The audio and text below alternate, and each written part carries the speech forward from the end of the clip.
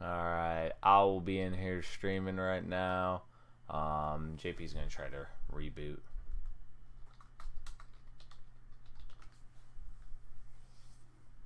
Gotta love technical issues. Oh my god.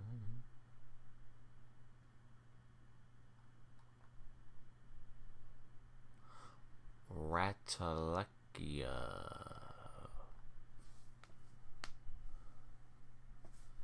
Ratalakio. This game got really bad.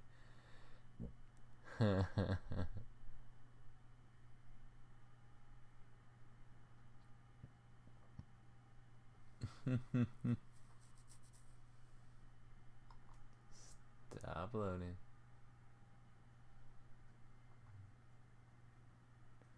Oh my lord. Yeah.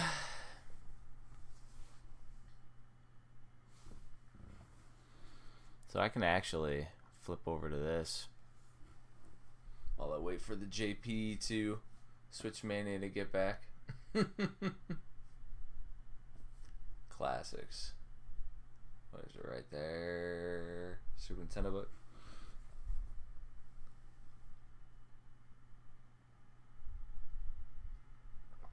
Gotta love it. I will chill.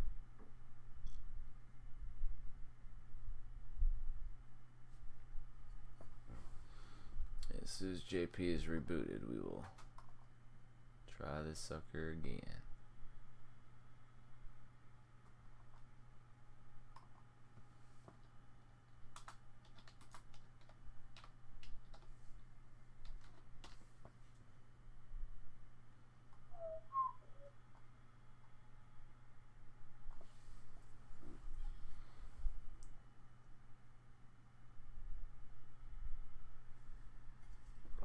My classic Game Fest mug.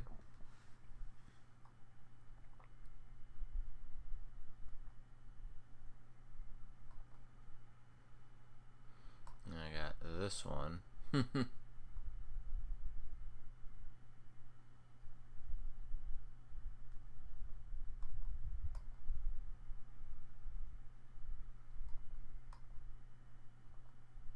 Whoa.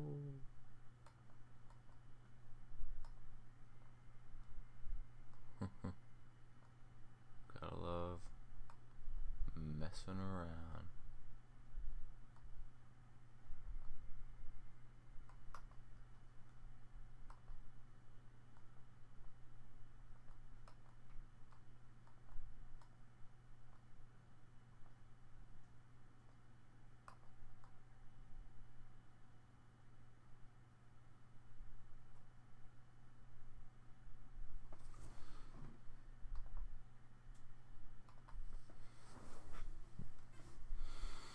I think, if I'm right,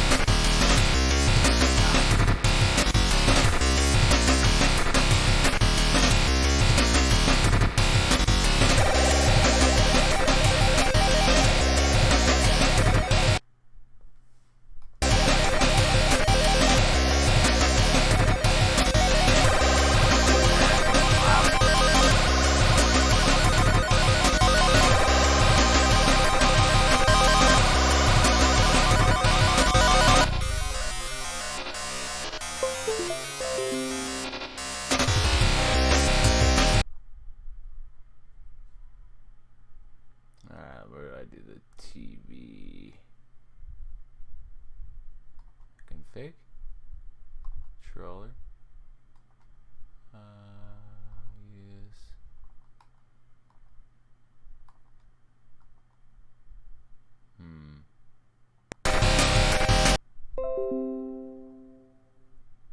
That might be why. JP back on yet?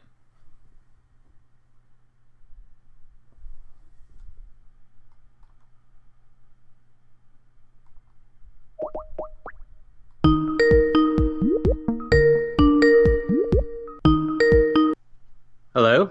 Hey, so did you reboot? I did. Okay. Did you notice anything different? Sounds better. Okay, that's good. Yeah, I shut down and maybe I was keeping my computer on for too long. Yeah, that could be. Yeah, I was sitting there playing Curse of Ilmore Bay for a minute. Because the Sega Genesis one, like if I flip over to the other OBS, it can actually stream Genesis games. Oh, nice. Yeah, I can stream and everything. It's just.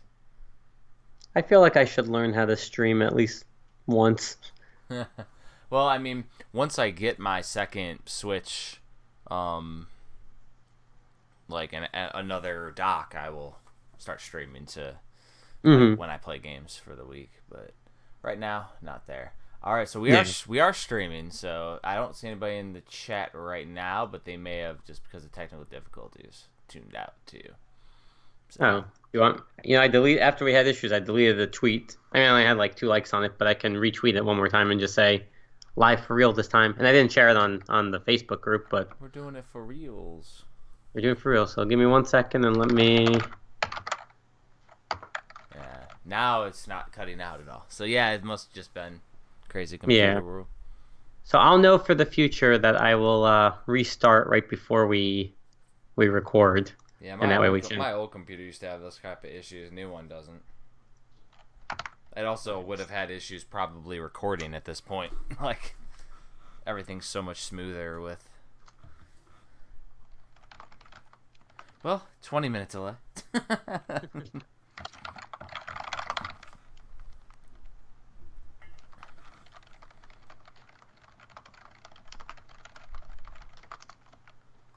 Okay, so that's one. One more second, and then I'll be done. Okay, and Twitter. Yeah, it's a good thing we ran a little late because the Pokemon Double Pack just went up for pre-order on Amazon, so I got my affiliate link in there. Everyone's been waiting for that one. How much is it? $100? $120. It's the same price as the two games individually. Gotcha. Actually, I guess people say it's a penny more, but it's a penny for the box. So we'll talk about that in the news section. Yeah, I got some stuff to talk about there. Yeah, I only got a little bit. So all right, I'm ready when you are. All right, let's do this. 3, 2, 1, go. Welcome to the Switchmania Playcast episode 5. We're back. We are back. You can't get rid of us. Going with the classics. Back in 1995 for today. This is probably... Good segue. I would say definitely one of the probably least played games we're going to see from the community. Yeah. And even like once we start going over, it's like really like one-sidedly bad reviews and everything. So it'll be an interesting one to chat about for sure today. And it's one that I was looking forward to playing a lot. You know that. Oh, yeah. I definitely know. It's just funny, but like it'll be interesting. Yes. So let's start up with what we've been up to and the feedback from the last episode. Mm-hmm. So what have we had going on with the last episode with feedback? Sure. Well, we did get our first actual comment on iTunes from Wafflenator. I mean, he may be a reviewer for JP Switchmania, but I did not ask him to post that comment. So that was all on his own and very much appreciated. Yeah, thank you, Wafflenator. Yes, thank you. He is enjoying the show, and I'm glad because that's what this should be about. It should be enjoyable and something good to listen to at work or on your ride to work or anywhere you're going or when you're home and you have nothing to do. So it's nice that he's enjoying it, and it looks like we have a regular, which is nice. Exactly. It's awesome. And I'm checking right now. So we have 6 ratings, so that's pretty cool. 6 ratings. That's good. Oh yeah. Awesome. And thank you everybody for the ratings. We appreciate it. Yes, thank you. The classics. The classics. Basically with the housekeeping, I know you got the contest going on. Yes. Yes, we do. So besides for obviously we need to get some jingles in. We haven't had any jingles come in yet, but we will assume that y'all are busy figuring out how to top JP's awesome. I think it's time that we publicize this contest a little bit more. Show them what they could win. Maybe I'll even do the jingle in the little video so they can remember what it sounds like as they're rehearsing. I think it's time we really kick this into gear now. Gotta top this. That's right. That'd be hilarious. Yeah, because basically, it'll be interesting to see how people can win, the free prize. Exactly. Who doesn't want a free game that's an exclusive overseas? Exactly. So we're tempting y'all, but this is just for the listeners right now. I know. Beyond this, then it's gonna start going public. So y'all had a couple week head start. Get your ideas in. So let's go over to what we've gotten in. As always, I think I'll be going first since I likely got in a lot less than you. Just a little. This was a lighter week for me, so that's good. Yeah. Well, the first one that I got in, which I posted up online, I got in the Hollow Knight Collector's Edition. So I got the big, expansive Hollow Knight, which goes awesome with my Hollow Knight plushie that I got from back in the day. So they got me to double dip for sure. Those jerks. That being said, my first time physical though. Yeah, and that being said, I actually haven't opened it yet, which is sacrilegious for me. I like to open all my stuff. But I already have it digitally. So I got to debate, do I want to delete or archive said digital game and then put in the card, or you know what I mean? Does that, obviously it's not going to mess with my save data, but right. But yeah, it's It's a tough one. Yeah.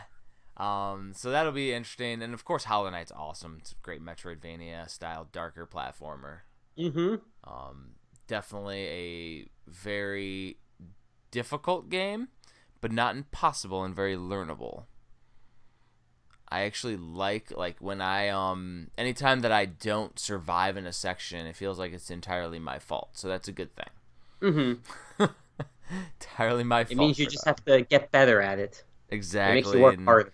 And learn the patterns of certain enemies, because each one of the bigger enemies has a little bit of a little pattern but a way to take them out. So it's really cool, for sure. The other game, another game that I got was I picked up Crystal Crisis Collector's Edition. I wasn't gonna get it initially. I was gonna wait off on it, and then I saw it at a Best Buy, the actual collector's edition, and the only copy on the shelf. And I'm like, I'm gonna get it.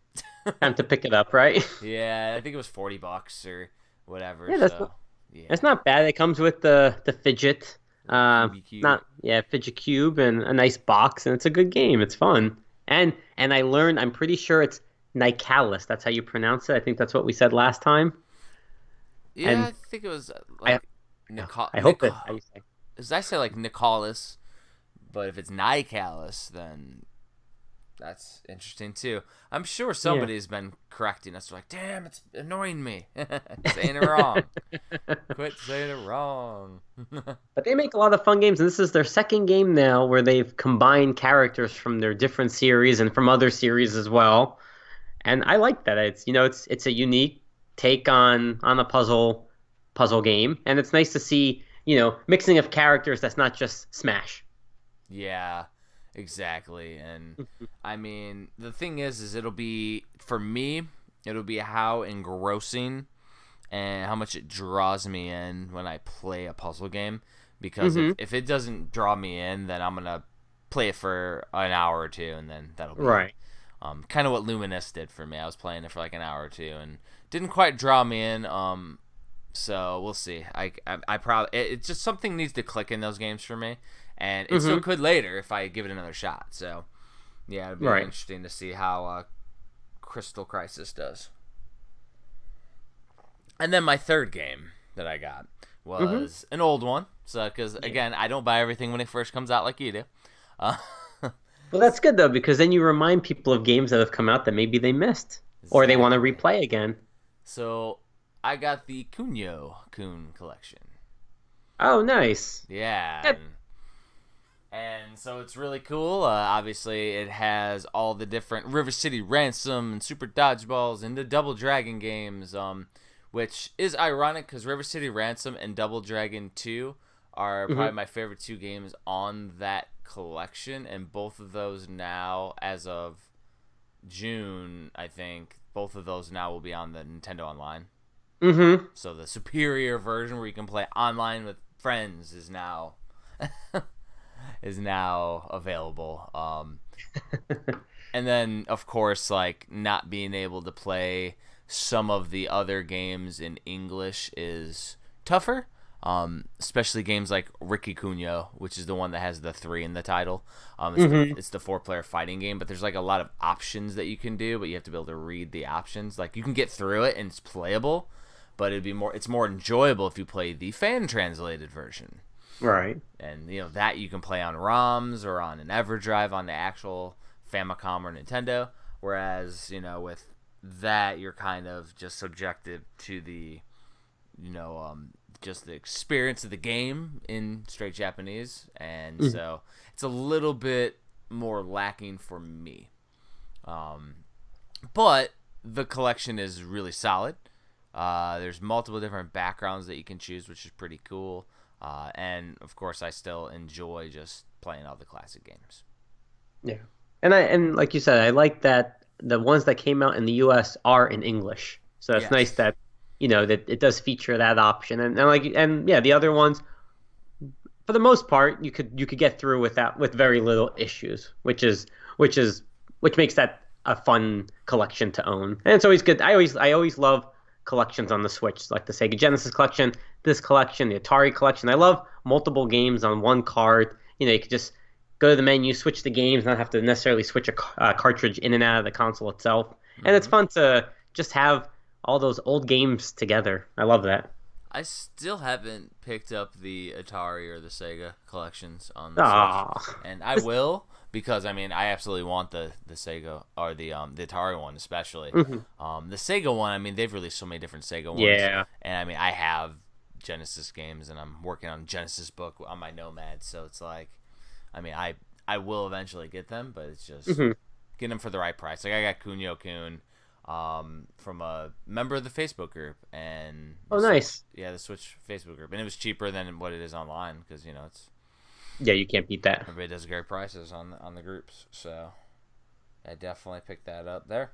I do want and of course the Hollow Knight, I absolutely pre-ordered that on Fangamer as well. So what did you get in, Mr. Fancy Pants? Fancy Pants. There's only 10 games this week. Well, actually, so 10. far. The week's not even over yet. Just so far since we last spoke. But the last game I got on Friday was Pixark. What is Pixark? I've seen it, and it looks like, I don't know. It looks like Minecraft. Yeah. Yeah, it has that kind of style, and it's from the I forget what the other series is. The Ark. It came out last year. Ark Survival? Oh my God. Yes, Ark Survival. So I believe it's from that universe, but it's more in the Minecraft style. Open world exploration, lots of customization. The feedback I've seen so far, I haven't played it, but I've had friends in the group play it, and they say there's a lot to handle in terms of like menu options and just controls. So that part's a little clunky, but it seems somewhat enjoyable. Maybe I'll try it. I'm not sure. Obviously, I collect it because I need to have it in the collection. But what's interesting, it does say up to 64 players for online play. So whatever that means, that's a big group. Wow, so that's almost getting to be like the massive online games. Yeah. That'd be pretty fun. Yeah, maybe one day we'll do it on the Switchmania Playcast and I'll be forced to open it up. Force me to buy it. There you go. So there's one game you probably got this week that I'll have a story on too. Hopefully you got it, which I'm pretty sure you did. So. Okay, we'll see if it came in. All right, so the next game I got was Among the Sleep Enhanced Edition. So that's from Sodesco, and it's a award-winning psychological horror game. And nice. It looks really cool. You and your teddy bear have to go explore around the house where grave dangers are lurking in the dark. And that's all it says on the back of the box. But I've heard pretty good things about it. And this is one that I do want to play it. For some reason, I don't know, ever since we played Outlast, I'm in that horror kind of mode. And I'm glad that we're getting more titles in that genre on the Switch. So this one just seems very interesting. And, it was only $30, so it's not that bad of a price point. And maybe it'll be good. Okay, so the next game I got was from Limited Run Games. It finally came in. It's Bomb Chicken. Oh, nice. You got Bomb Chicken in. Yeah, from Nitrom. So there was only a regular edition of this one. They never did the collectors. But it looks hilarious. It looks awesome. Again, this is another one that I really do want to pop in and play. And I don't know the length of the game, but it looks very enjoyable. You know what's interesting is I haven't gotten Bomb Chicken in the mail, and I haven't gotten my Bloodstained Collector's Edition in the mail yet. Did you order anything with it? I don't know. I don't remember. And like that. Oh, okay. Those type of things. I could have like doubled them up, but I'm like, man, I haven't gotten either of those. I typically wait. So like right now, whatever's on Limited Run Games, I think it's Dragon's Lair. I'm waiting till Friday for the new from game, Momodora. and then I might double it up. So I will say this. For anyone who doesn't know what Bomb Chicken is, I'm just going to read the back because it's only 2 sentences, and it just sets the pace perfectly. It says, after a freak accident, a seemingly ordinary chicken becomes a bomb-laying free-range hero. Discover the darkest-kept secrets of the fast food giant known as BFC and their best-selling addictive blue sauce. So if that doesn't scream, I need to play you right now, I don't think anything's going to sell me on that game. So nothing's going to sell you on it then.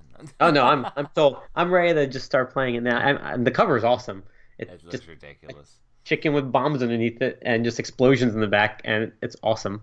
So that was my third game. The fourth game is what I've called a fawsicle because it's not a true physical. It is a UK official game of the Ashes, Cricket 19. So it's a download code in a box or in a case. It looks pretty cool. And one interesting thing to note for collectors is if you are going for these, or if you're just getting this title in general, there's actually 2 covers. There's the UK version, which has a blue background and 3 players on it, and I can't tell you their names because I don't follow cricket. But in Australia, there is a variant cover, which I'm guessing are players from that region, and it's a green background. So just let you know, there's 2 different covers if that's your kind of jam. So is it foul or is it faux? I guess faux is fake, so faux-sicle. Faux-sicle. It's your faux-sicle. Get your faux-sicle on, JP.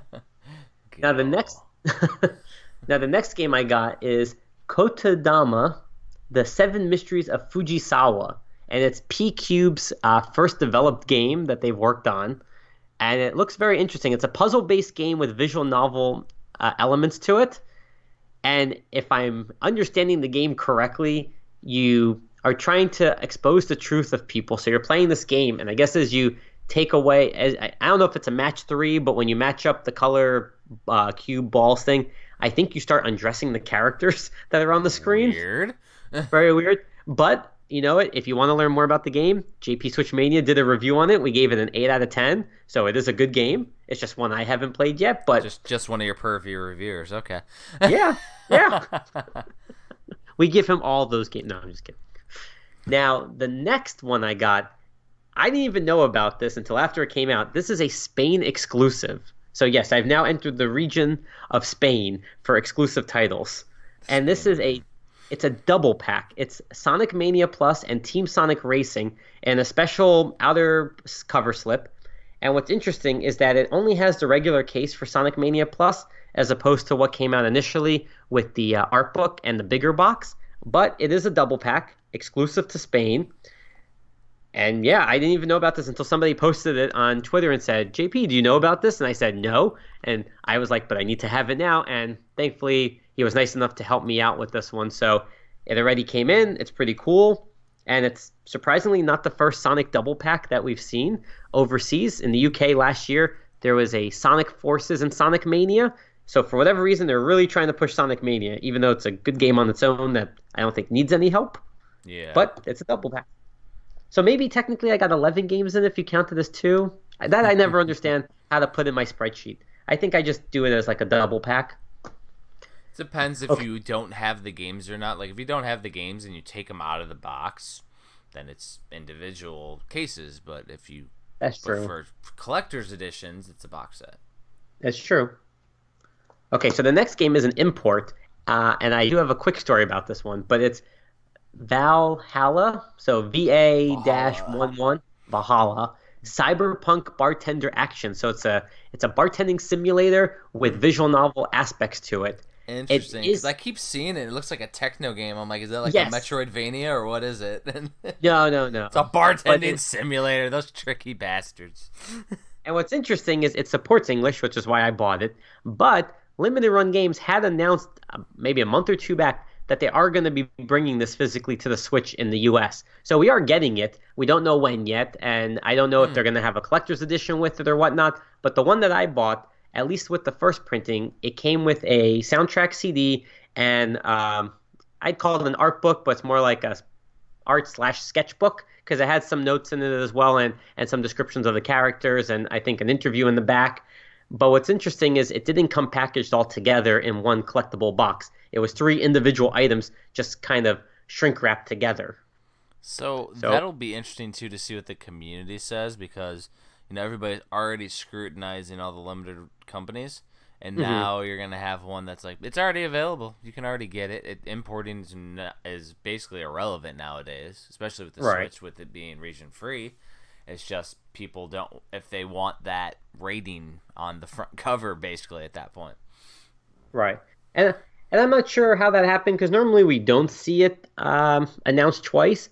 Yeah. But what's interesting though, while we're on the topic. So Ninja Warriors that we talked about last week that got announced and open for pre-orders from Play Asia, it's going to support English. But what I read online is that Strictly Limited Games is going to be bringing it also physically. So again, it's another title that's getting an Asia release, but we're going to see it somewhere down the line through another publisher. I'm not sure how that works with the developers. I'm not sure why they, I guess, go 2 different routes. Maybe Asia is just considered separate from... with those releases, but... Well, I will say as a publishing company and doing all that, I'm looking for ways to distribute my releases in Europe and Asia because it's like, I think it was $75 to ship a book over to Australia. Mm-hmm. Like, some of the stuff's insane, so it's like, I'm just looking for distribution too. So I could see why maybe it would just be more affordable to have it with another publisher. That's true. It could be. I mean, it's another market. And with that said, I am curious to see if Limited Run Games would do a collector's edition for this one because we already have a CD and an art book. The art book isn't in English, so it's not that I can understand really anything in here. But if they do a collector's, they always do something different as well. Yeah. But I will say the other thing is, if you bought it through Amazon Japan, they did have an exclusive pre-order bonus, which was a coaster. And it's a cheap coaster. It's not anything hard or anything, but it's a coaster. It goes along with the theme, so I do like that. It'd be interesting to see, too, like, which one has better box art. Because usually, yes. the Limited Run Games has some solid box art, but if the box art's better for the Japanese one, you can get it immediately and not wait 6 months. Right. So I will say with the Japanese one, it's a blue background with one of the main character girls just on the front. Mm-hmm. It's a cyberpunk bartender action, Valhalla in English, and then Japanese characters underneath it. And on the spine, it has English and Japanese, and then the back is all Japanese. So there is, some English text on here already. And I know to some collectors that does matter. They do like to see that. So just to let you know that it's there. That's good. Yeah. So that we're down to the last three. So the next one is another import. It's an Asia import. Came out in Japan also, but it didn't support English, so I went with the Asia version, and it's called Waku Waku Sweets. I'm a master pastry chef. So yes, you are.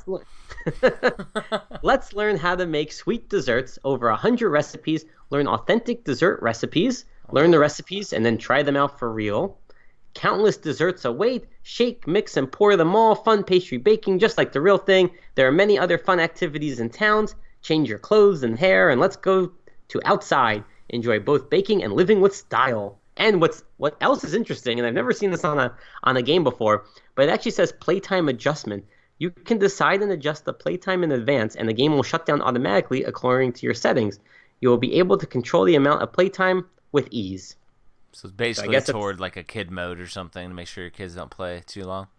Yeah, I guess if I just get really into it, my wife's going to set a timer and make sure that I just can't go overboard with this game. Don't let her know that exists. You're never going to be able to play.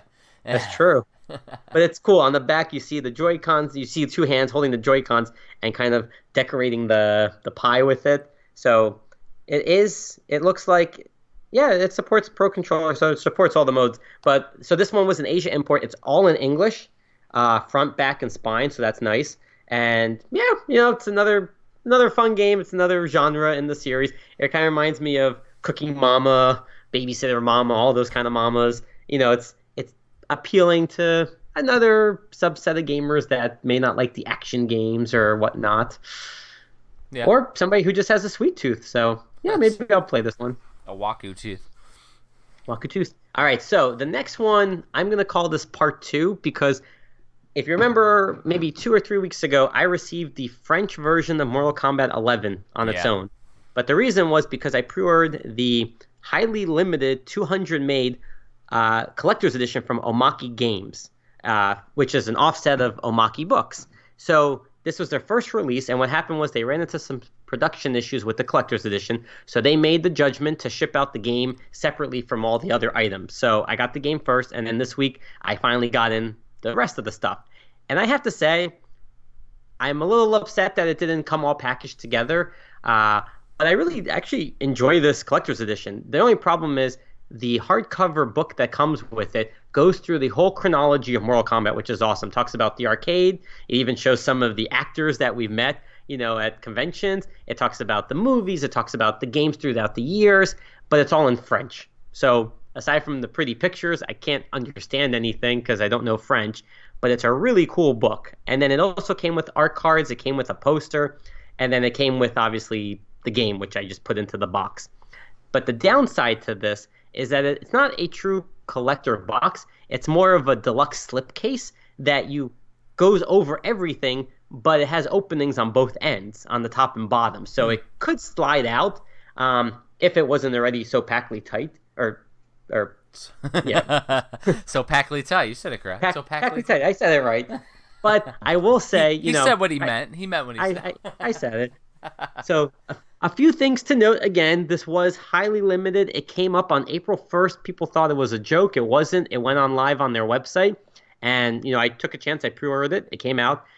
And obviously, I'm going to go with whatever they put out in the future. But it is numbered. And that bothers me because now in my mind, I'm never going to miss one, hopefully. But it actually says number 01 on the spine of the collector box. And also on the mini hardcover book, it has a 01. So they are numbering their releases.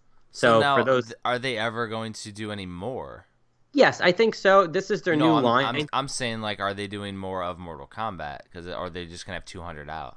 So here's what's interesting about that is because it sold out, I think that same day, I think it was the same day. It was only 200. But then maybe a week or two later, it went back online and they had a few left. So either those were just, I think, cancellations in terms of maybe credit card declines, because I don't know if they necessarily made like a handful more. But as far as I can tell, it's over with. I mean, it's done. So if you got it, you got it. If you didn't, you have to find it somewhere if it's something that appeals to you. To me, I like it. So doing something that limited, though, that means there's a chance in the future, if they're only doing 200, that you're not going to get one. Because it's very chance. I know. There's always that chance. One thing I would say is I want to help out the community. So if this is something that you missed out on that you don't want to miss out again, follow Omaki Games on Twitter and sign up for their newsletter, because on their newsletter they send out those updates. They let you know what's coming out. They actually put out an NES game as well.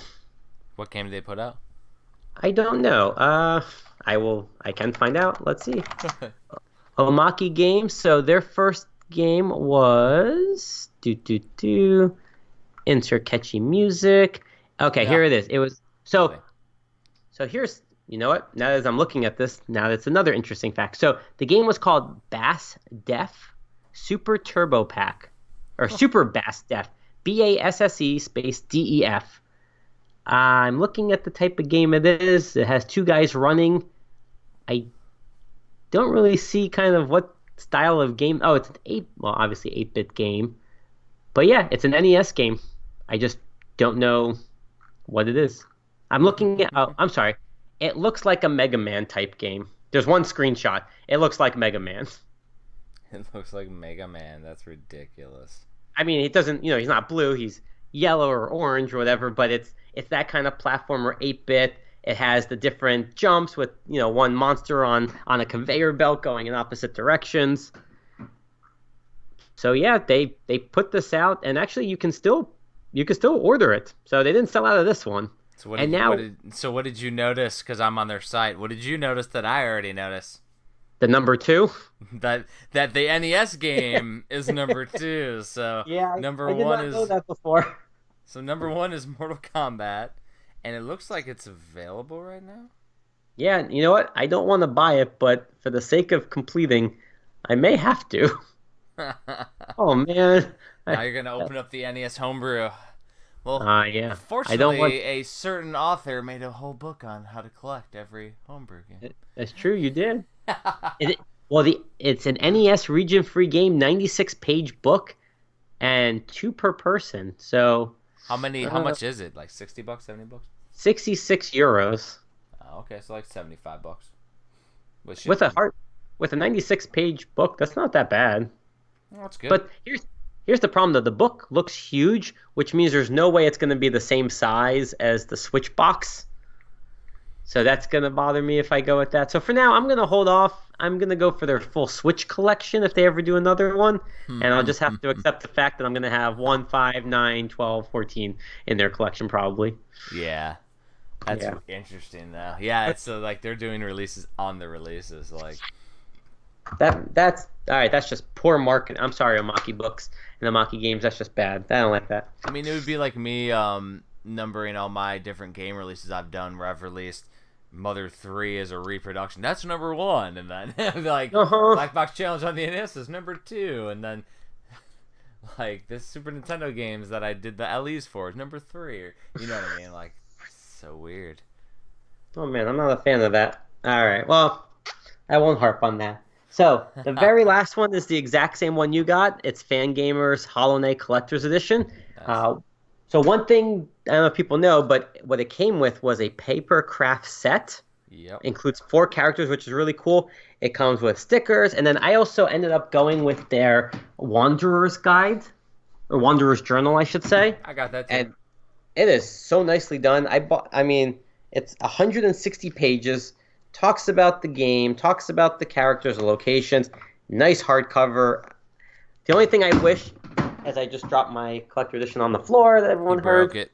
I broke it. I'd buy a new one. No, I kind of wish that like a book like this was included with the collector's edition. Maybe they made the box a little bit bigger. But at the same time, it is maybe something that not everybody wants to get. So it's always nice that they give you that option too.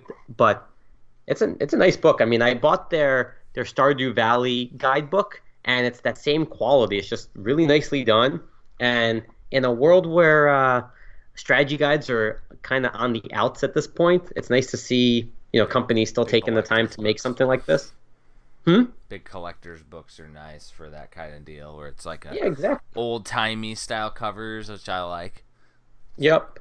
I mean, they did the same thing for their Mother 3 guide too. I have one of those. So that was everything that I got so far, but the week's not done yet. So I think the game that I was talking about with the story, you actually got early last week. It was the puppy and kitty game.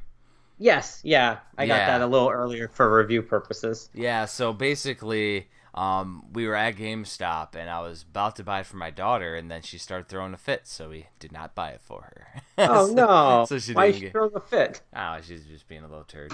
So, and we don't reward that. So yeah, we waited. So maybe one No, week fair we'll, enough. we'll end up getting it when she's being a good kid and earns it. And I then hope so. and then I didn't pull the trigger, but they also had Mario Rabbids, the collector's edition, the giant one From where? at GameStop? at GameStop. The one with They still had one? and it was $20, and I didn't buy it Why didn't you buy it? because I don't have anywhere for it. It would like fill up Oh a my, tote. Like it's so that was big. that's a GameStop. That was GameStop's first exclusive for the Switch. Yeah, I know. And it had the game in it and everything, and I'm like, I already have the game, and I have nowhere to put it. See, that's where I Now, have control. there's control, but then there's okay. It goes from anywhere from $86 to $150 on eBay. So bad choice for me not buying. Okay. Yes, not even not. I'm not even saying to resell it. I'm just saying, in terms to have a nice collector piece for a great game. $20. Oh my God. Yeah, it was $20 there, and it was sitting out with a bunch of other collector's editions on a tower, and I was like, no, I'm not gonna buy it. I will say, what's interesting about this game is that I don't think I've seen so many collector editions or different printings than for this game because I don't know if you know, and I posted this a while ago, but at Costco in the US, we got the Game of the Year edition. Oh, And it geez. came with the Donkey Kong DLC as a code in the box, along with the cartridge for the full game. But we got that here in the US exclusively at Costco for whatever reason. In the UK, it was more readily available. But then in Canada, what they did, I believe this was late last year. If you remember, they sold 4 figurines separately, like in the big boxes. They had Mario, Yoshi, Peach, and Luigi. Mm-hmm. And what they did I think this may have just been at Walmart in Canada, they took those figurines, they put the game in, and they put the DLC code for the Donkey Kong expansion. So it was kind of like a makeshift collector's edition. And then over the box, they had like a strip of paper, like professionally done, that said all the items that were included. So, of course, I may have bought all 4 of those. So I had this game a lot of times. I mean, we might just in the Switch collector book have to have a section called JP's Sickness. Yeah. And just post a picture of like your wallet empty and like craziness. Because yeah, that's gonna be insane. Like that's a lot of different versions.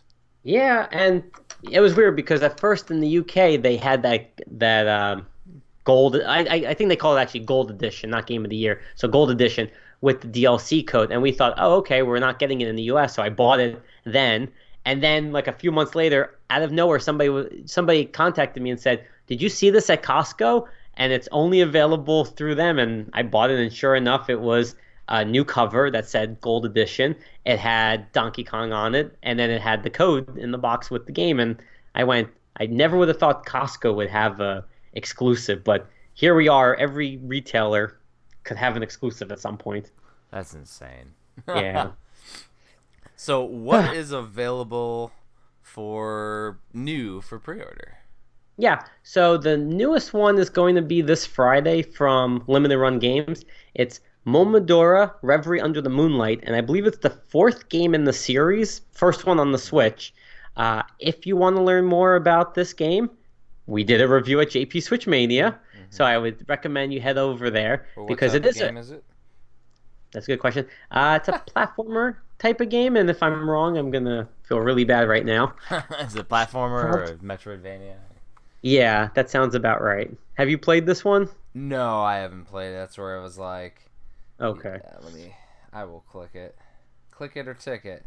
That's right.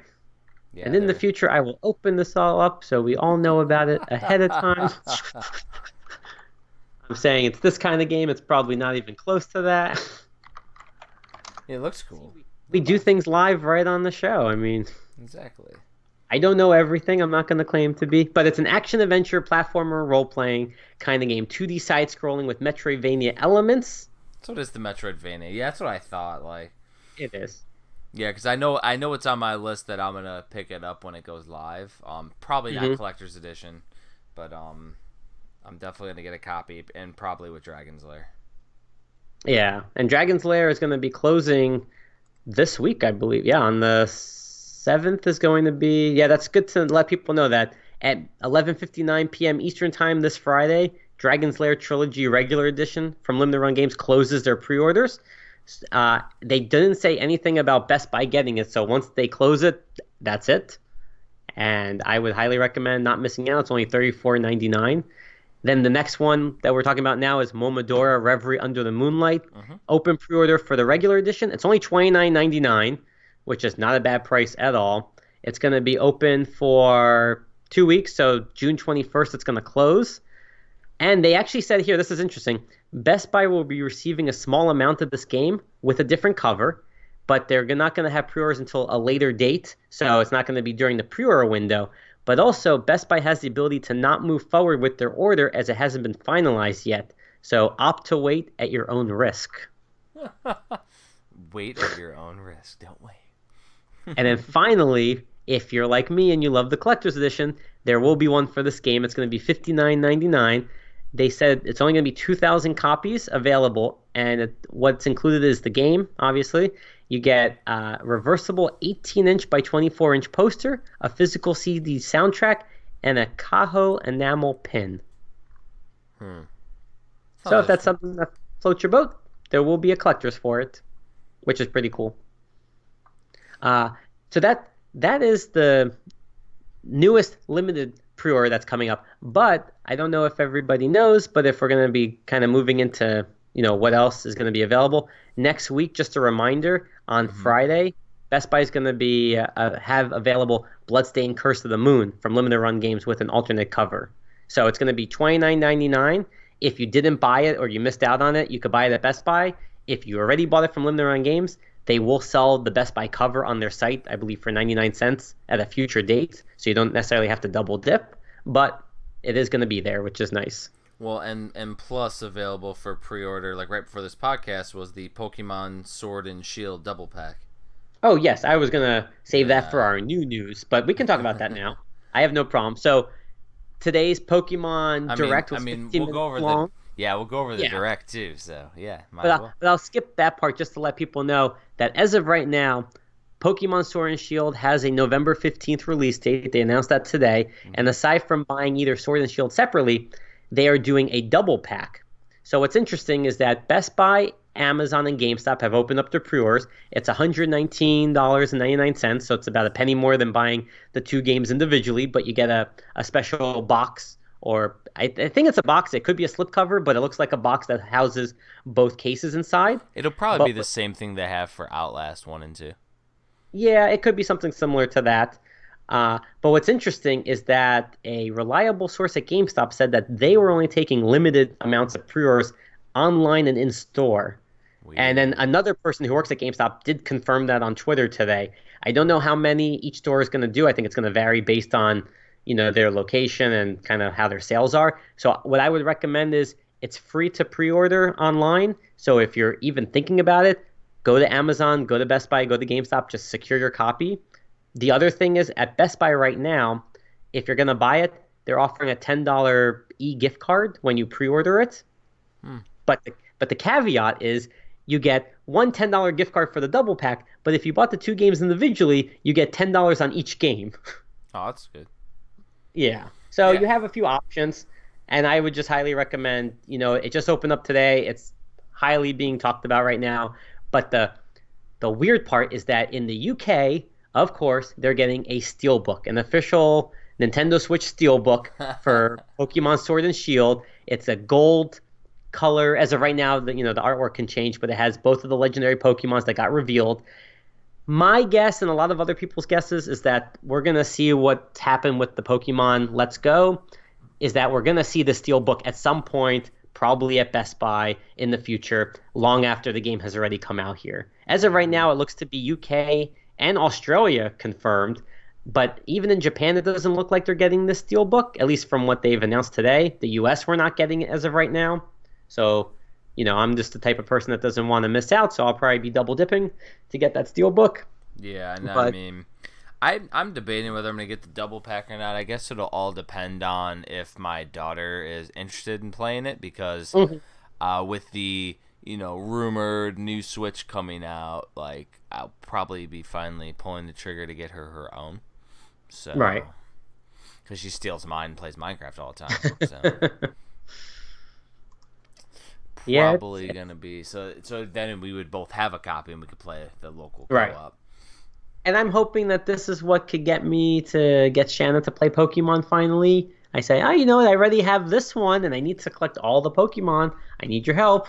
So maybe she'll get into that. So maybe what I'll do is I'll have her play Let's Go Pikachu or Eevee right now, get her into that Pokemon mood, brings us to November, and then bam, come home with the double pack, and then we're both playing it.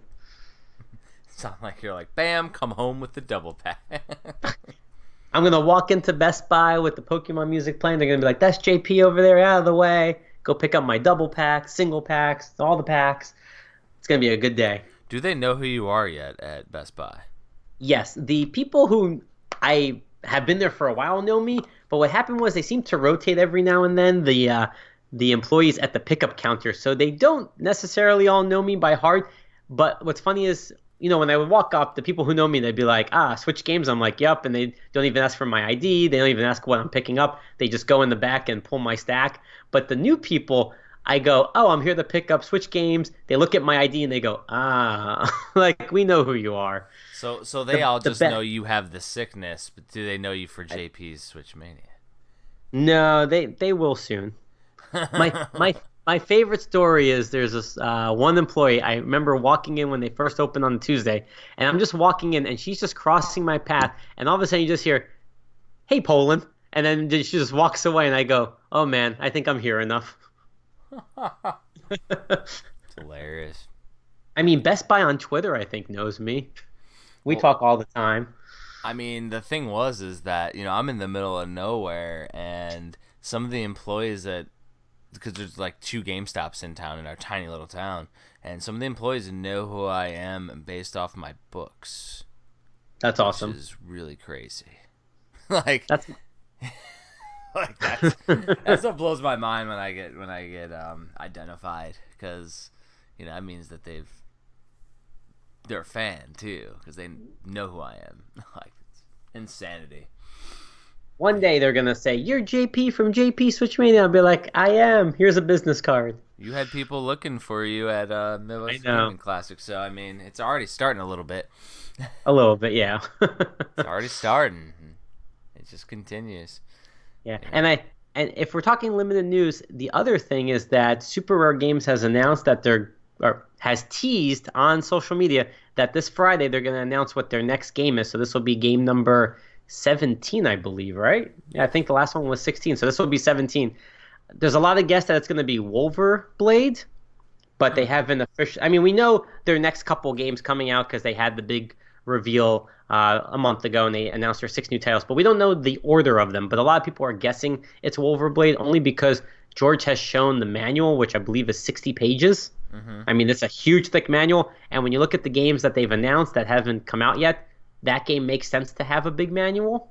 So we're going to see. I'm excited. So Friday, just stay tuned to Super Rare Games or stay tuned to JP Switchmania, and I'll definitely be posting once they announce it.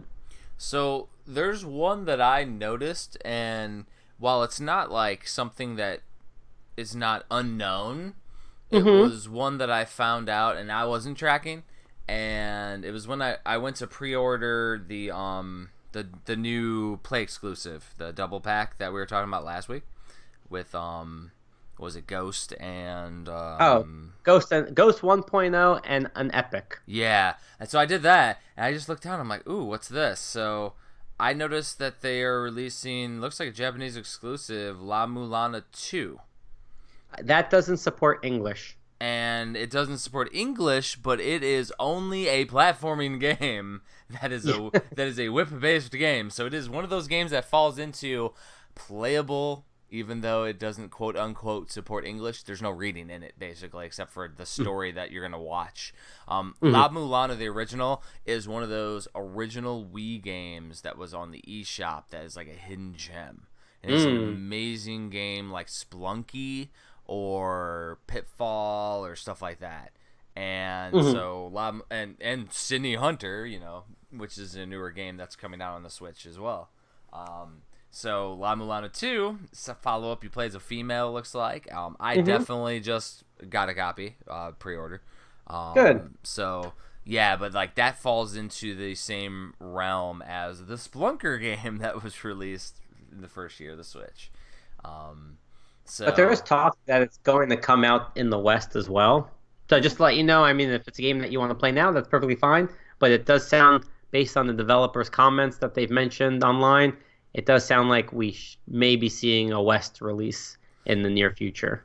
Yeah, if in Which should be butts good. or coconuts, you would have coconut pie. Yeah, you can wait until 2020 to play the game, or you can get it now. Exactly. Yeah, it's still though. It was like cool that La Mulana was up there. I was like, ooh, awesome. Mm-hmm. That one was one that I didn't see anybody talking about, and I'm like, oh, I'm gonna pick up a copy of that because that was pretty damn obscure on the original Wii, and yeah, I do like my hidden gaming gems. And if we are talking about Play Asia, we also have Omega Labyrinth Life. It's coming out. There's an Asia version. It's going to be standard and limited edition, and it's uncut on the Switch. I believe it's going to be edited for PS4, so it's another bonus as to why you should be getting it on the Switch. But the limited edition is going to come with a steelbook. We don't know necessarily yet if it's going to be an official steelbook, but their description is steelbook. So a lot of people are already thinking it's going to be Switch size, not one of those Nova box ones. But it's going to come with an alternate art cover, a limited item to be confirmed soon, a pre-order DLC, a limited DLC, and of course, because you can never have enough of these, another 3D mouse pad. I don't know what it is about Japan and Asia, but I have so many mouse pads now with big sections to them. It's just very interesting that, I don't know, they just want to keep including these in all their collector's editions. So okay, I think you're gonna line the top of your room with with boob pads everywhere, like mouse pad boobs. And I don't know if we mentioned this last week, but it's worth noting now. Caladrius Blaze, so is getting a Asia multi-language release, and what's really interesting is through Play Asia, it's going to come with a metal slipcase. So similar to the Shining Resonance game that came out in the U.S., their first printings had a metal slipcase included. So this one's going to have it as well. It looks pretty cool. On Play Asia's website, they have a picture of what the slipcase on one side looks like. So it's only going to be $34.99. Comes out next month on the 19th in July. So it could be one to put on your radar if you're into that genre. So anytime I think metal slipcase, I think of the like classic Terminator 2 Extreme Edition DVD slipcase, where they like had the bends on the metal and it like ripped the actual DVD case when you put it on and off. And like, so mine has like rips on the freaking spine of the DVD case. I just remember that. I'm like, metal case. Like, gives me trauma as a collector. Oh man. So anything else with news? There's always a lot. Yeah. So a few things. One, we know E3's coming, and what's interesting is on GameStop's POS system, 21 SKUs popped up, unnamed. They don't, but one of them was $200. So people are starting to speculate what that could be. Probably the newest Madden. Well, I think it was Switch based. Yeah, the newest Madden's coming on Switch. It'll be $200. $200. I'm sure it can't be a low end Switch model because they had already said they weren't going to announce one. But those are all game SKUs though, so it's probably just a collector's edition. That's a very expensive collector's edition. Yeah, I have no idea what would be $200. I don't know. I mean, at this point, it can't be Fire Emblem because they already have that one. It could be Legend of Zelda. It could be the Link's Awakening. That's always a possibility. Pokemon, I think they would have announced today during the Direct. Or it could just be a brand new game that we don't even know yet. How much was the Master Sword Collector's Edition from Breath of the Wild? I believe that was $120 when it came out. Damn, so they're gonna go big if they do that. Like, I mean, if this turns out to be life-size Zelda with the boob thing. So that was one piece. Another So another thing is that Limited Run Games is having their E3 presentation next Monday at 3 p.m. Eastern How Standard many Time. games did they say they had? 50 games to announce across all their platforms. It's Jeez. not just Switch, but they are doing the rest of their Vita lineup. There's going to be PS4. Obviously, they started doing PS3 with Oddworld, so they could be announcing more of that. I've seen online they're talking about DS titles. I mean, Man. they're going full retro now, along with Switch, which, I just want to know all their Switch announcements. I'm just ready. I'm just ready and waiting, and I'm really hoping that they do another Shadow Drop availability like they did with Oceanhorn. Yeah. I Would you mean, say so that that your body is ready? my body is ready. All right, Reggie. So that's one thing. The other thing, this is actually something that just came up today that was very interesting. So normally on Wednesdays, I do a What If Wednesday where Erica, our graphic designer, makes a mock-up case of a game that we'd love to see physically. And we've done a whole bunch of them for the last couple months. But she had a good idea. She thought, leading up to E3, why don't, instead of doing What If Wednesday, let's just do a one-a-day wish list game that we hope that gets announced at Nintendo's presentation. I said, sure, no problem. So the first one was Witcher 3. And what I did is I posted it. It got a little traction, but then I tagged the voice actor of Geralt, Doug Cockle. I just tagged him, and then he retweeted it on his page, and he said, "Oh, wouldn't this be interesting?" And then, or he said, who would like to see this with a winky face? And Go Nintendo actually picked up his tweet, and now it's being passed around a little bit whether his little winky face emoji is a hint of things to come or he's just having fun with us. But that's kind of interesting that he commented on it. I thought that was pretty cool. That's And it's pretty just funny that it, like, because I saw multiple gaming news, quote, I'm using quotation fingers, news medias reporting that it's law almost. And then saying, and there's a rumor that the new high-powered Switch version is going to have a better version of it. And then people are, like, catastrophizing that it's going to be like the new 3DS all over again, and the new Switch is going to require games. And, like, way to go, JP. Way to cause yeah, I know. trouble. I mean, I did say it was a mock-up. I hope people don't take it because I think some people go, "Oh no, we're not getting this," or "Really, this is coming. I need to buy it right now." Do you think anybody looked Re- back after his retweet? No, they just looked at his retweet and took that as law.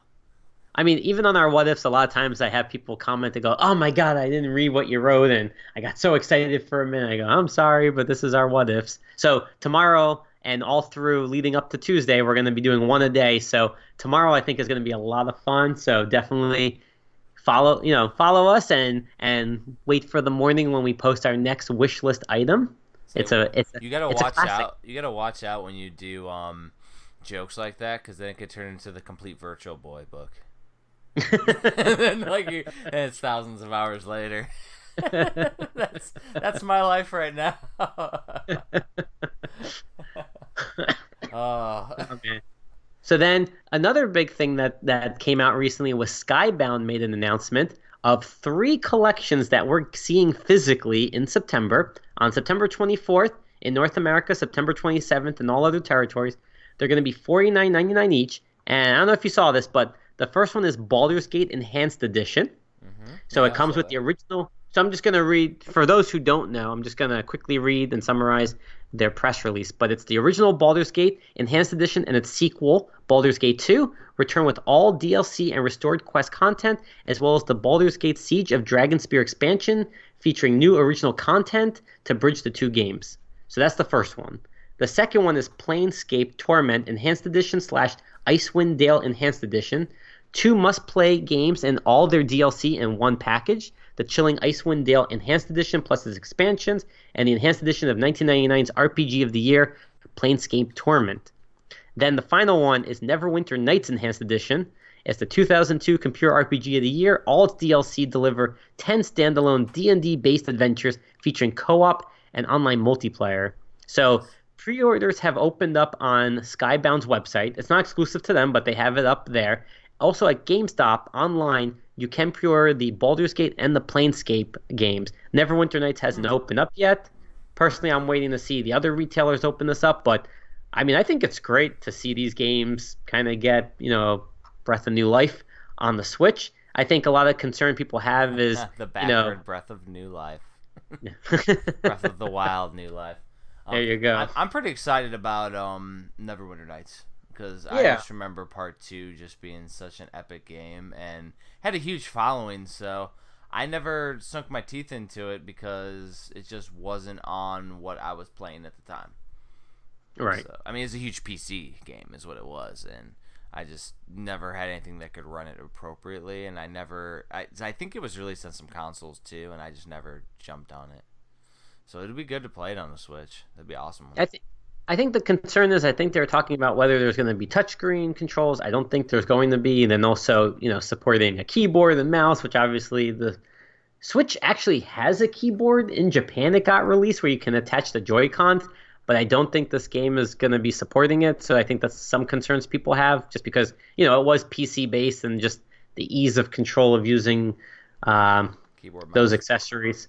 But either way, I'm glad to see that the games are coming. It gives promise that we're going to be seeing other big title games, even from yesteryear.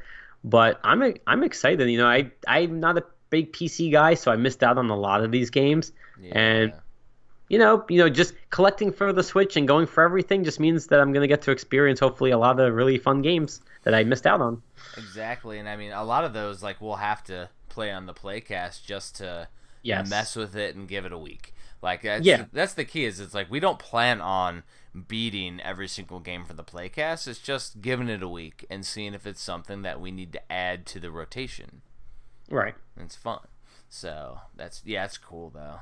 There's a lot of cool stuff out there. Yeah. And then we mentioned the Pokemon Direct. Yeah. Did you watch it? I did watch it. And I think it looks just like the same type of awesome graphics that we had from Let's Go Pikachu and Eevee. It's classic battle style. They didn't really show catching Pokemon, but it doesn't look like Let's Go, which is good because I know everybody wants the classic. And then the giant Pokemon, which is the gimmick of the game. Dynamax. Yeah, I'm just glad. I'm glad that that's it's a mode, a power up, instead of being a whole nother. All right, you got to collect the Dynamax Pokemon, and then all of a sudden it's irrelevant to use a normal sized Pokemon. Instead, you soup up your Pokemon, that's cool. But they did say that during the online raid, which is going to have 4 players joining together to take on them, and only one of the players can actually catch it in the end. But it's going to be another way to catch exclusive Pokemon is through this mode. So my question, and it's something we didn't talk about, but it's a newsworthy thing, is hopefully they have matchmaking so we can actually play with friends, because I have to imagine it's not going to be randomized. You have to imagine, but the newsworthy thing is a lot of the reviews came in from Super Mario Maker 2, and you can only play with randoms. You can't play the 4-player mode of Super Mario Maker 2 with your friends. And so everybody is going crazy right now that got to play it at Nintendo in New York and everything, that you can't play it with friends. And then obviously people are going to be trolling you. You're going to play with some randos and they're just going to throw you into a hole. So Pokemon, it's going to be a lot less, I think, of a way to troll. So, but I mean, I hope that we can sit there and do a matchmaking, and then both of us can sit there and just knock stuff out. That'd be awesome. Yeah, I'm trying to. Okay, so it says here you can join up with people near you to participate in max raid battles, but you can also connect to Pokemon trainers around the world via the internet and face them. And then it says, note, if 3 other trainers aren't available to participate in max raid battles, support trainers will automatically be added to your side to help you battle the wild Dynamax Pokemon. So you can play it with one player.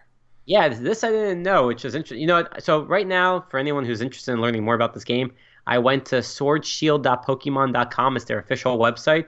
I just clicked on gameplay and I clicked on max raid. So that's interesting because they didn't actually mention that in the direct, because I thought, oh great, I don't have 3 other friends that are going to play Pokemon with me on a specific night to try and catch a Dynamax. But now that I know that you can play it individually, that makes it a little more enjoyable for me.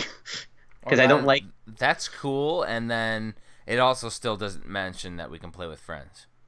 They But it just said says local. play with players online. The local is the local network. Like if we were together, that would be we're at Midwest Gaming Classic and we can go Pokemon hunting together. Yeah. Whereas online, I don't know if we can do matchmaking. That's the thing. So being able to matchmake online, that's the classic. Yeah. I guess we're gonna find out. Toxic Kitty 20 says, I also don't have friends. Oh. That's what I'm saying. We'll have a Switchmania Playcast You party. do now. Switchmania Playcast party. And shout out to Jay Allmight for joining us. Hello. Hey, Jay Almighty. Yeah, it's like that's the thing is just being able to have a steady group of people to be able to sludge through some of the online portions will be fun. And But here's my thing though. If only one player can catch the Pokemon, and let's say I don't have anybody that's around, so I just do the randomize if that's the option. How does it decide? Does it take turns? Is it a voting system? Somebody just has to, be like, okay, player two can do it. I mean, I just want to know because obviously everyone wants to catch the Pokemon, and unless someone's gonna stick around, 4 times, so it's fair for everyone. I'm just very curious how that works in a real multiplayer setting and not, me with 3 NPCs. or is it classic? Everybody gets it. No, it said only one at a time. Oh, really? Yeah. Yeah. That's gonna cause some hurt feelings.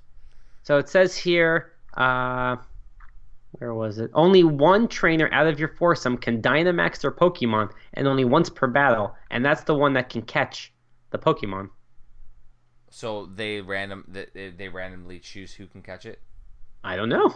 I don't know how it's gonna be. Oh yeah, that's gonna be a point of contention, especially if you're playing with randos, because then it's like, oh, like if I know that you're gonna get it, then I'm gonna get it, then that's cool. Right. But if it's Joe Turd and gets his Pokemon and then leaves, Yeah. and it's like, all right, now I got to try again. And then another Joe Turd comes in, gets Pokemon and leaves. Like, I'm like, oh man, I could see how it would lead to frustration. Yeah. I mean, I have to think that, they have these thoughts already while they're planning this. I don't want to assume, but I would like to think that they're doing it in a way that's going to be fair and enjoyable, because otherwise, why do this? Yeah. But you know what? It looks cool. I like that aspect. I also like the giant Pokeball that gets thrown to catch the Dynamax Pokemon. So I got excited when I saw this. So I like that part of the Direct. They also talked about the 2 legendary Pokemon, which was a cool little movie at the very end. And then, it's kind of a mystery as to what their role is. But then they also had the free-range camera controls while you're out in the wild, which was really nice. The luscious landscapes. I mean, there's a lot that they put into this. It's going to be a day one play for me. Like this one, I'm going to make sure that I'm not in the middle of like any big RPGs at the time, because this is one that I want to play right away when it comes out. Kind of just get into the hype with everyone else, because I did like the 3DS ones. I played the last 2. I played Sun and I played Y, and then my friend played Moon and X, so we were able to trade. But when it first came out, I maxed out the Pokédex for those specific games, and then I didn't keep up with them afterwards. But at least during that time, I put in 90 hours in each game, and I loved it. I thought it was a lot of fun. People complain that the story mode is a little too easy, which it's true. I mean, if you just spend some time leveling up, it's not a difficult game to play, but it's fun. It's Pokemon, and it's just an enjoyable game. So I think this one's going to be great. I'm really looking forward to it. I don't know if I'm going to do Shield or Sword. Right now, Sword seems to be the popular one. It's trending on Amazon as the more popular one of the two. But just because it's a sword. Exactly. I mean, do you want a Pokemon with a sword in his mouth or a shield for like a beard? I mean, I would rather have the sword. Yeah, and so for me though, like I got a much weirder Pokemon experience where I only played Pokemon Yellow. And then I got Pokemon Y for free with the DS. There was the 3DS. There was that whole way that we got it for free, and I didn't play too much. I had Pokemon Stadium on the Nintendo 64, and I could bring in my Pikachu that talked. So those were great. That was interesting. But then I played Let's Go with my daughter, which was awesome. I still never beat it though, but we ended up getting the Eevee one because she wanted Eevee. Yep.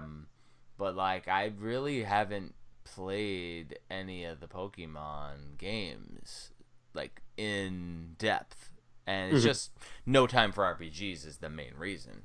But like, yeah, since Yellow, so like I miss like everything in between, which is hilarious. But the thing is playing Let's Go was fun.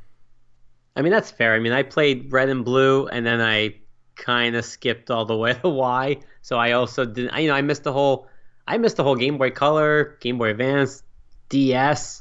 I didn't even play really the GameCube ones. I mean, they had some cool ones, the Pokemon XD.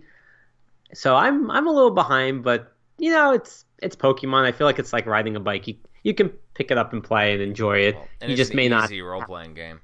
Yeah. I think the real reason why I never wanted to get into it was I was that guy who would play Final Fantasy and max out every character, and then I'm like, now you have infinite Pokemon. I'm not going to max out every character. There's too many.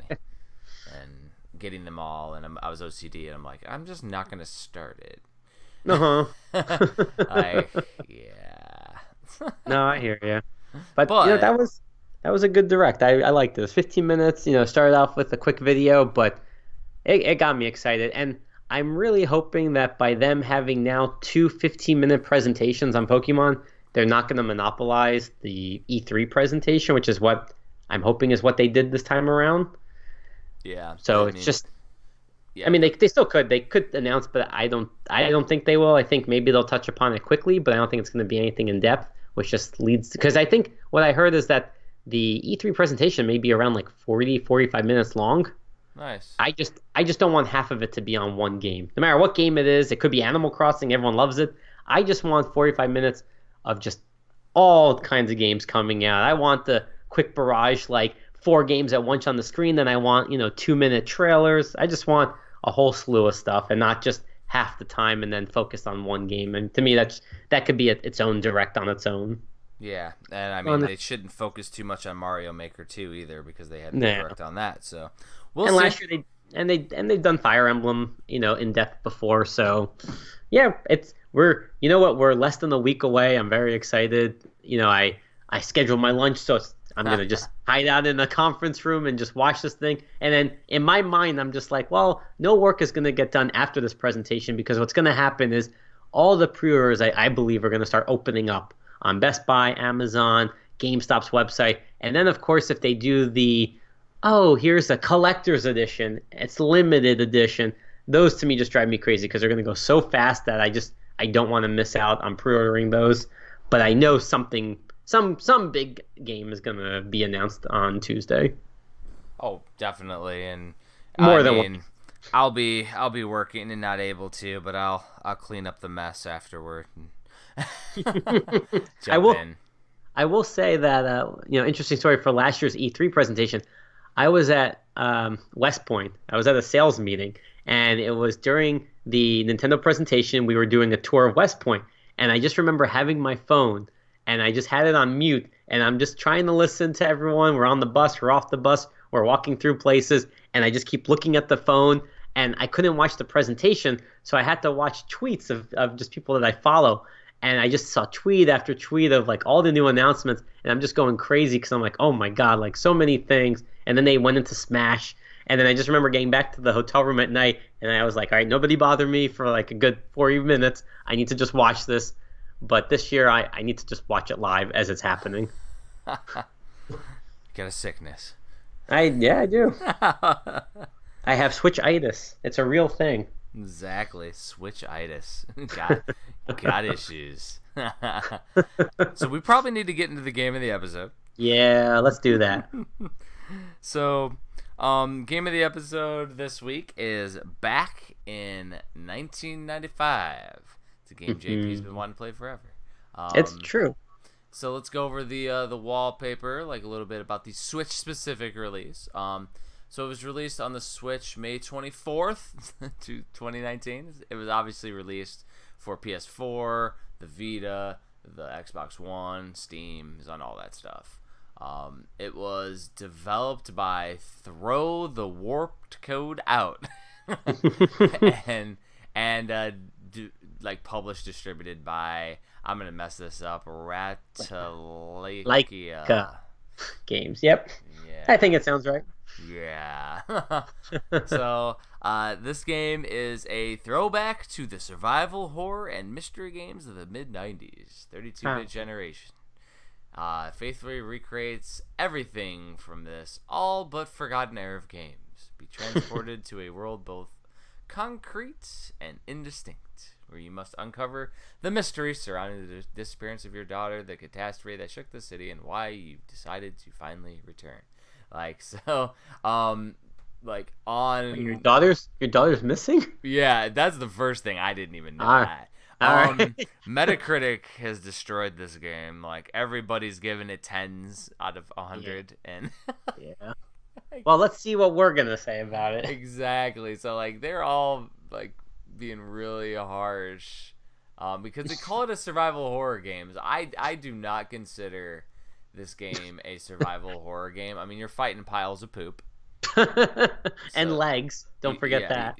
Poops with legs, and big old legs.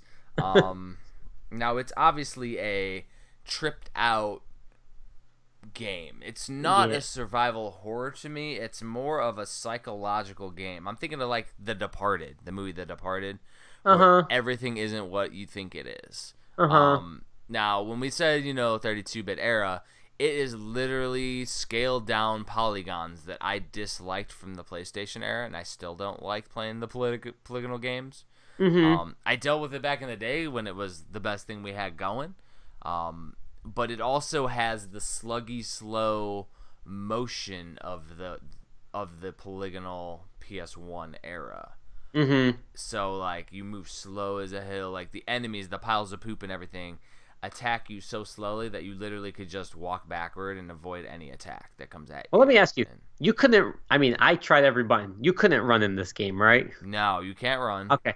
I think that was done just to pad the game time. Because in Resident Evil you could run. In Silent Hill, I believe you could run. I have no idea why this was a walking game. Well, and the thing is that we record Wednesdays, and I downloaded it on Thursday, played it, and beat it. Yeah, and it was like, I'm already done. and you played through the credits and then again, right? Well, that's the full game. So, okay, I just want to make sure. Yeah. You get a whole director's commentary as you play. Yeah, okay, maybe we're jumping. Yeah, we're jumping too far. We're jumping. So that's how long the play is? That's how long our review is. How much were we able to play? I was able to beat it completely. Yeah, me too. Yeah, no issues at all. There was a couple times as I played where I got stuck just simply because I needed to recheck where a character was at that disappeared, and then it does like a text, and then you can move on. Yeah, like some like crazy stuff. It's like, oh, you need to help out this guy, and like literally I have to just go back to where he was, and he's gone. I know. And I'm like, ugh. And there wasn't that many puzzles. I mean, you had, I think, 2 or 3 combination codes on the safe you had to open that. I'll be honest, there was one I didn't know, so I may have had to look online because it was the one where it's like, oh, this top salesman, you just have to subtract the floor number from his ID number, and I didn't pay attention to what floor I was on, so I didn't really know the code. But yeah, I was disappointed in this game. And you had so much ammo that like, oh my god, yeah. And the enemies didn't take that many shots, so it's like I didn't even come close to running out of ammunition. No, and you didn't even need the ammo, to be honest. There wasn't that many parts that got you stuck that you couldn't just walk by them slowly. And it would be a different story if you couldn't just avoid them or just kill them with the wrench by hitting and moving out of the way when they make their little noise and then slowly move at you. Like, it was way too easy.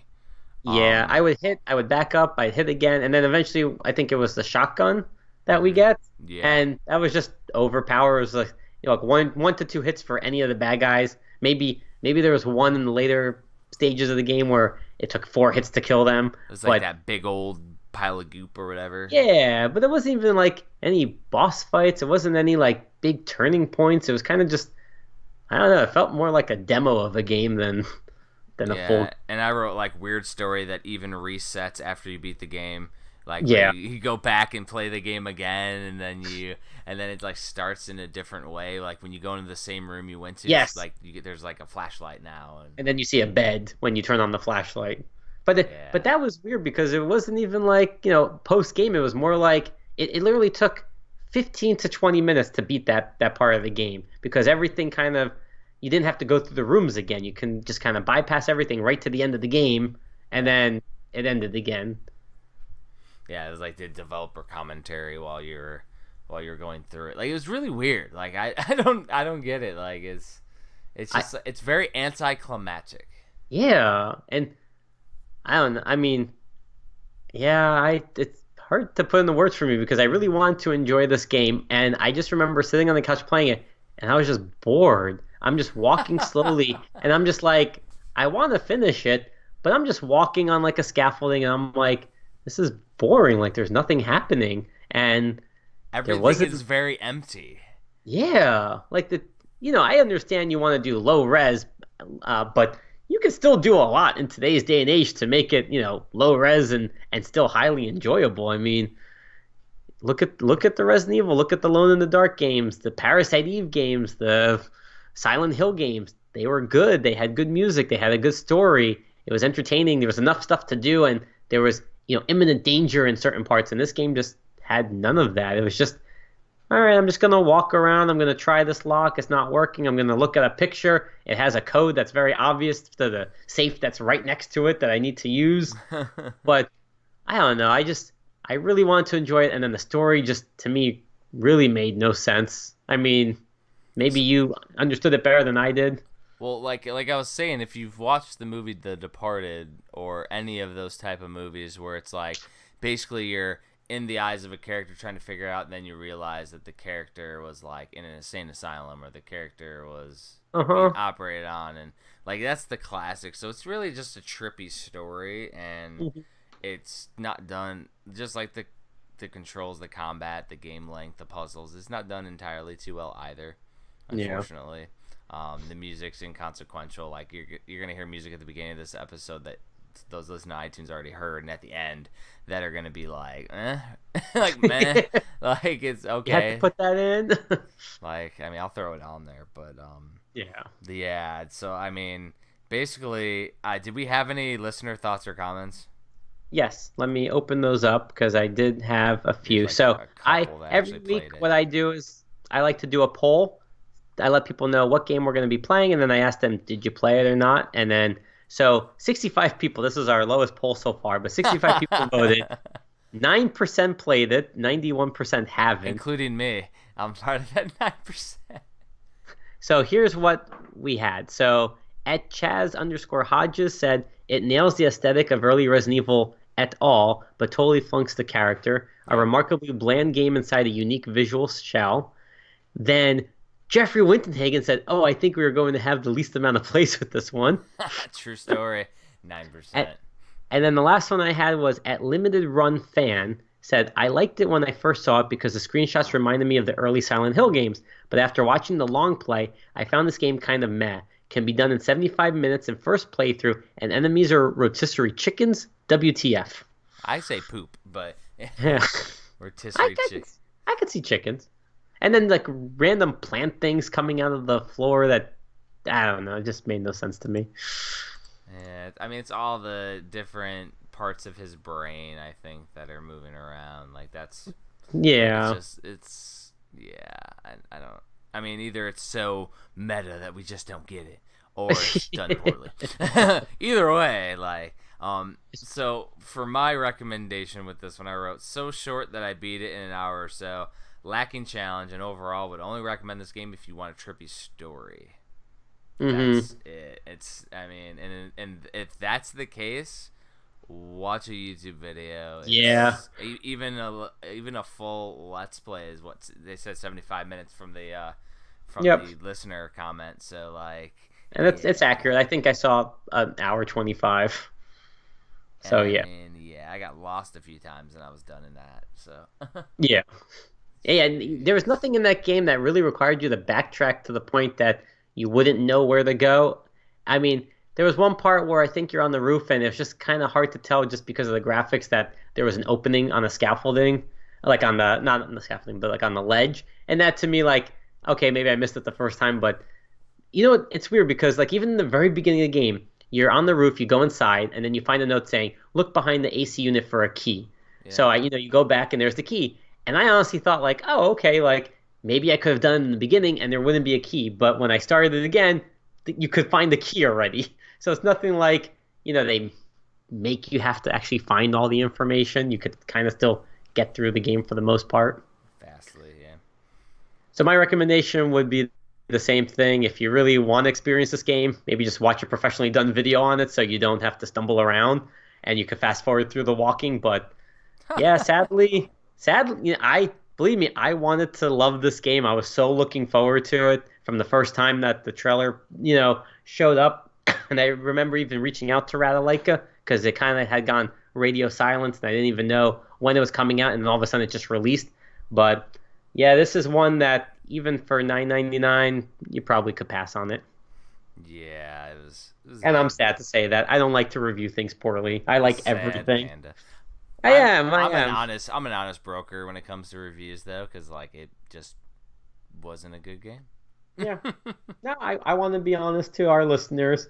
Um, but those who know me know that I like everything. So to say something's not good, it's probably not good. Probably really bad. I don't know. Yeah. I mean, and they may have went silent just because it got such bad reviews because they probably spent a lot of time making it. So Well, it got a physical. It got a physical through Play Asia, not through the Switch, on the PS Vita, I believe, just recently, last month. yeah. So I thought, oh wow, and at that point I hadn't seen anything on the game, so I said, wow, it got a physical. I'm really hoping the Switch gets a physical. This doesn't need a physical. You're hoping it doesn't now, because then you'll have to buy it. Yeah. So what are we playing next week, though? That's what I want. Yeah, it's my pick, and It is. as I mentioned, I'm gonna stay in the year 1995. 1995. Going back to it again. No, Get no, as I Moses. said, I'm staying with the first year of the Switch, so that Okay. way we're playing games that I'm going to write reviews on. Sure. I went through a few of the games that I wanted to see digitally that I'm writing about in the book. I think that Yeah. the one I want to go with, it doesn't have a confirmed physical, and even if it does, I still want to play it because Ooh. it does have a confirmed physical on other systems. Yes. A Whole New World, Oh, yes, nice. Okay, good. because it was released on the PS4 Yes. Did by Limited Run Games. Yes, And okay, I knew I want saw on it the somewhere. Switch. I want it on the Switch so bad. It had a Konami-looking cover, and it looks awesome. And it's a retro-style platformer. You can like jump down any pit, and it like inverts the world into the Nether. Oh, And it looks so cool. wait, whole new. Oh, wait a minute. This is getting a physical. When? All right, give me 1 second. 'Cause there's no This is confirmation. You're talking what ifs, ands, yes. and buts, and coconuts. No. This is whole new world HOLE, right? Yeah. Uh-huh. So give me 1 second. I'm gonna pull it up for you. So JP has to know because he's the a-hole in A Whole New World. that's not nice. Okay, so a whole new world. So that's Castle Hearts. Hold on 1 second. Oh no, maybe Mm-mm. hold on. Yes, I got it. Okay. So, First Press Games, which I believe is German based, they have announced that they're going to be doing Switch physical games. Yes, they're from Germany. So, I'm pulling it up right now. Give me 1 more second. JP I like to having give to do specifics. So, research in the middle of a on May 25th, on Twitter, First Press Games announced our very first physical release will be A Whole New World by Mad Gear Games. The Nindy merges elements of some of the best NES classics into one incredible retro experience. If you love 8-bit games and challenging action platformers with tight controls, this one is for you. There we go. So, and I heard that we may be seeing collector editions as well from the studio. So they announced three games, the first three games, but A Whole New World is going to be their first one. And I'm just watching the trailer on their Twitter page right now as you're talking, and yeah, this looks awesome. I can't wait to play this. So yeah, we're still playing it. Oh no, I know. Yeah. I'm just looking forward to it now. That being said, while that sucks, is it's not going to be in the book now. Well, you know what? It hasn't come out yet, so It's it could true. still, depending on when, they actually open up pre-orders. Right now, this is still just an announcement. Well, Oh, I think the threshold I'm going to utilize for the book is going to be if it's announced as a physical, you count it as a physical. we'll probably avoid it, just like That's fair. Ghost and on Epic too. Yeah. So I mean, I'll probably, because otherwise, then when it's physical, we'll write another section on it. I mean, now I'm gonna have a cutoff. Like it might be like a cutoff will be X date, and if there's like if it's announced after that, it's gonna be in the volume. Like that's just how it Yeah. works. Um, but This yeah, is that's gonna be the game for the week for sure. Yeah. I need to reach out. So my goal is going to be I'm going to try and reach out to Mad Gear Games, the developer. I'm also going to try and reach out to First Press Games. I don't know if it's too early for them to, talk about their games or not, but I am going to. But at least Mad Gear Games, the developer, I think, would be happy to talk. So I'm going to see if we can get a hold of them in the next week. They're from, well, it says Spain, Austria, etc. Smiley face. So it looks like they are a team Nice. of developers. So, but yeah, I think this would be great to talk to them about this game. So I'm going to do my best to see if we can get them on for an interview. And the best part is on the eShop on the Switch, it's like $5.99. I want to say, or $5. It's either $4.99 or $5.99. It's on sale right now. Ooh, So and it's not like I'm grabbing my Switch as we're talking right now to go buy. yeah, so I guess I'll wait that's a few more minutes, but yeah, whole new world. I'm gonna post. I'll post this on Twitter as well. We'll open up a poll. We'll see who's played it and get some feedback as well.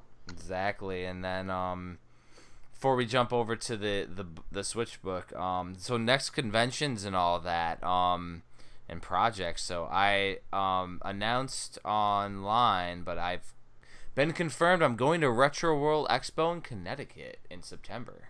Nice. So yeah, Congratulations. I'm gonna be doing Are a you? panel on the Switch Of course you are. because we'll probably have a certain Switch book like live by then or about to be live. Wow. That's crazy to think. Yeah, how far is Connecticut for you? I think the convention was 2.5 hours away. So that's an easy drive for a weekend.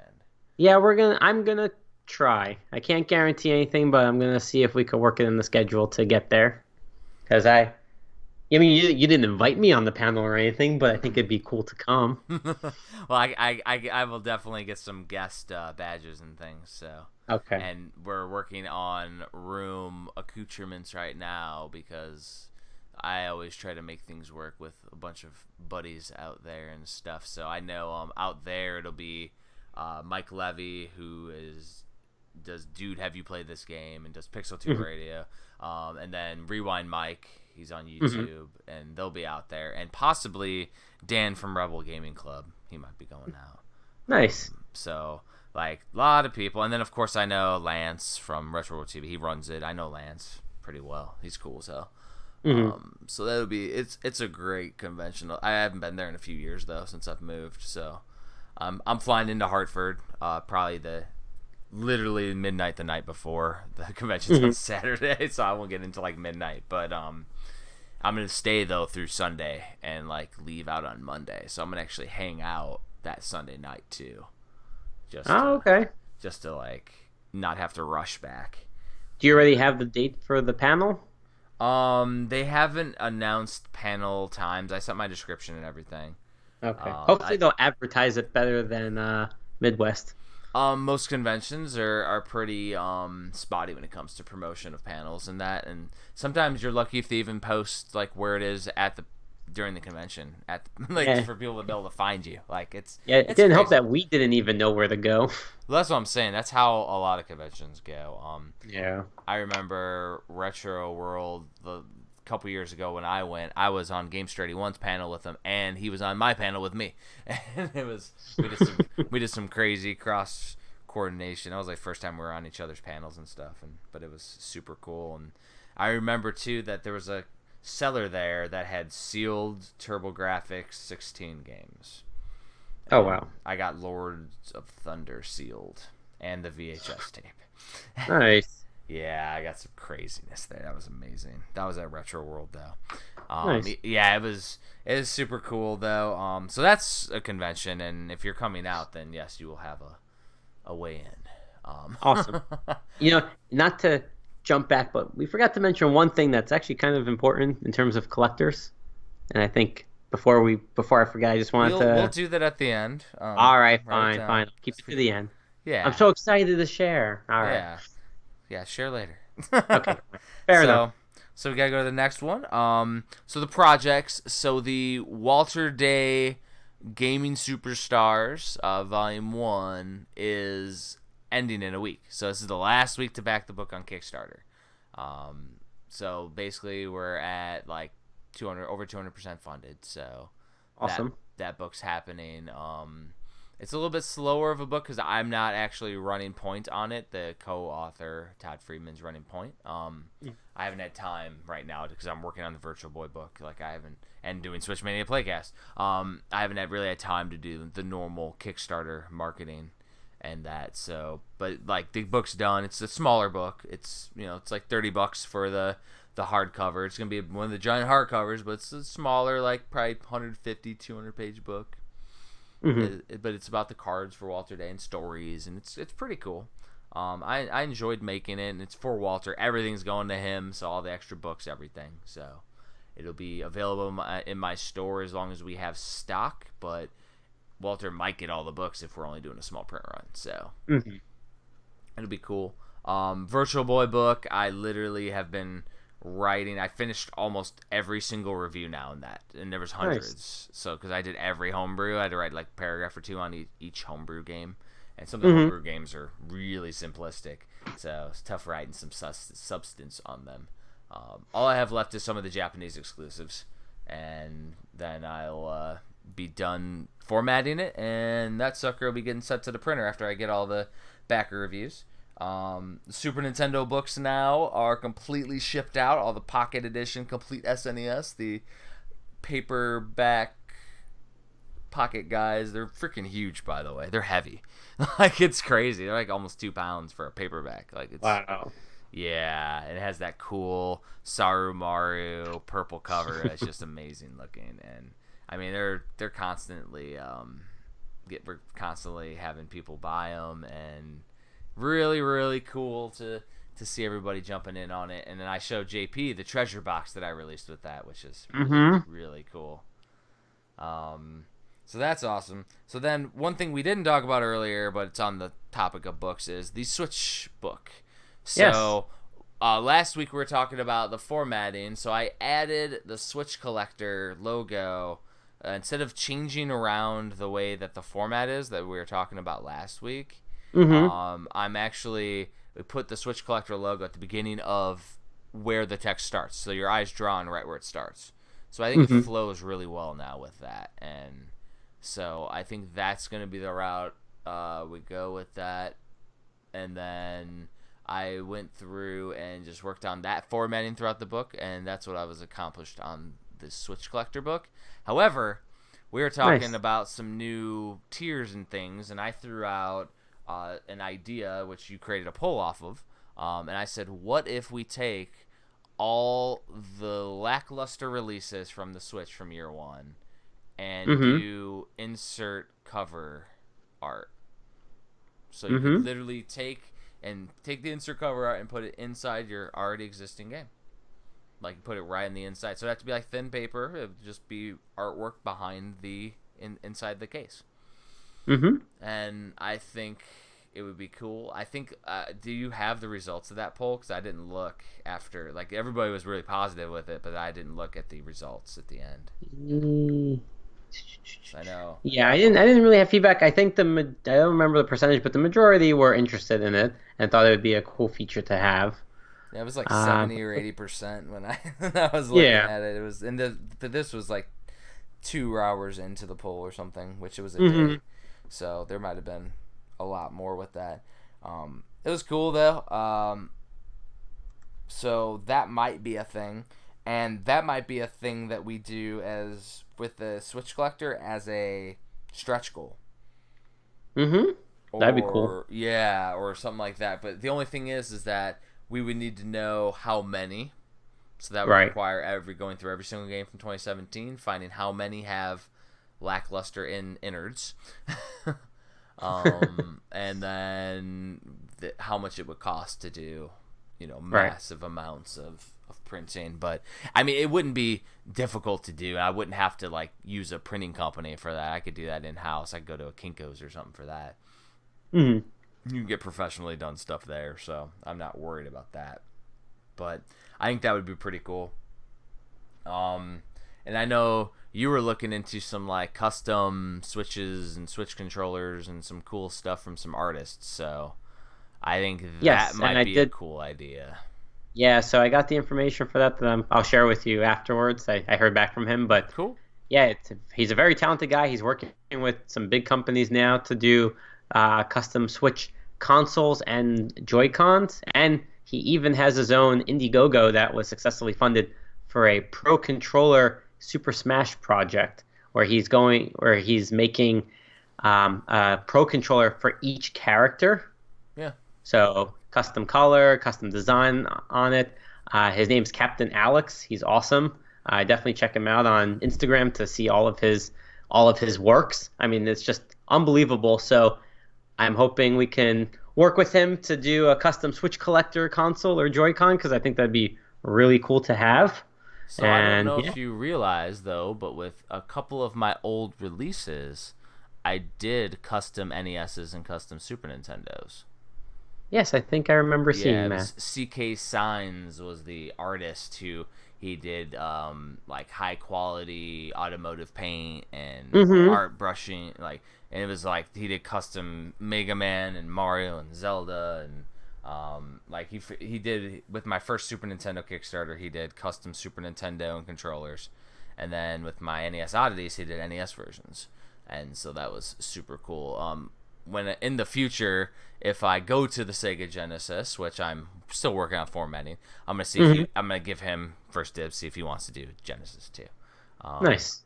The other thing that I've been doing in the quiet, which will be a Switchmania Playcast, you get into an hour and over an hour 30 into the podcast and hear it exclusive, is do you know an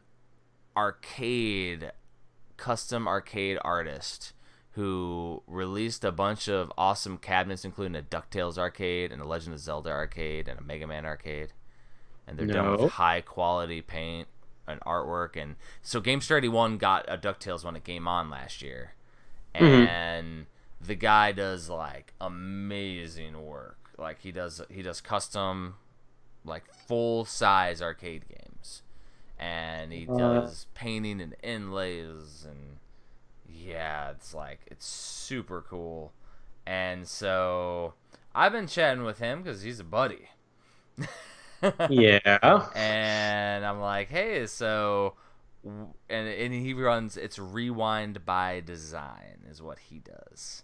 Oh. Yeah, and so he's working on like one for Sydney Hunter for the Game On. He's working on one right now, and Game On is coming up in August. So he's working on that. But I said, hey, would you be interested in doing a premium Switch arcade mini cab? Because I showed him the mini cabs we're having done. And if that's the case, those ones would be the budget ones, which are still amazing looking. They're full like arcades, but they're the art on those is printed art, whereas his would be all custom painted. Wow, and that's my attention. Yeah, I just don't know what kind of pricing and all that, but it would be a premium tier. It'd be expensive, but like it would be amazing. And he might only do a couple. Like, he might do, like, 1 or 2 or 5 or whatever he can handle. It might be, like, the 1s or 2s. But, yeah, like, the guy does phenomenal work. If you look up Legend of Zelda Arcade online, Rewind by Design, you're going to be like, oh, my God. He even did, like, the speaker hole as a Triforce. Like, oh, wow. Gold inlays and, like, yeah, it's... I reached out to him, and that being said, I do that stuff just to support other awesome artists, and because like I think it's cool, so somebody else will think it's cool, and it helps support the Kickstarters and everything. And Oh yeah, absolutely. because I mean, they're still I'm gonna get a book too, so it's still supporting the book. I'm excited for this. I want this to launch.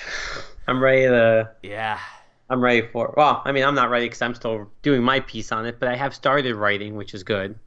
I finally made that leap. And the thing is once I get the Virtual Boy book to print, because that's the thing, and the Walter Day book to print is like literally getting those. Once they're to print, they'll be in production. The production takes 6 to 8 weeks. So I mean, but while that's happening, I'm working on other stuff. So the Switch book is gonna be the priority, and I mean the write-ups are longer than what I do for my complete collector books. Complete collector books, you're getting a paragraph, whereas we're writing multiple paragraphs on every game for the Switch. And some games are getting 4 pages, like, so. Wow. Yeah, so the Switch book's going to be amazing. And then, I mean, the thing is, we need to release it just so that way people stop announcing some of these digital games. Like, Yeah, exactly. It's taking like, pages away to my book.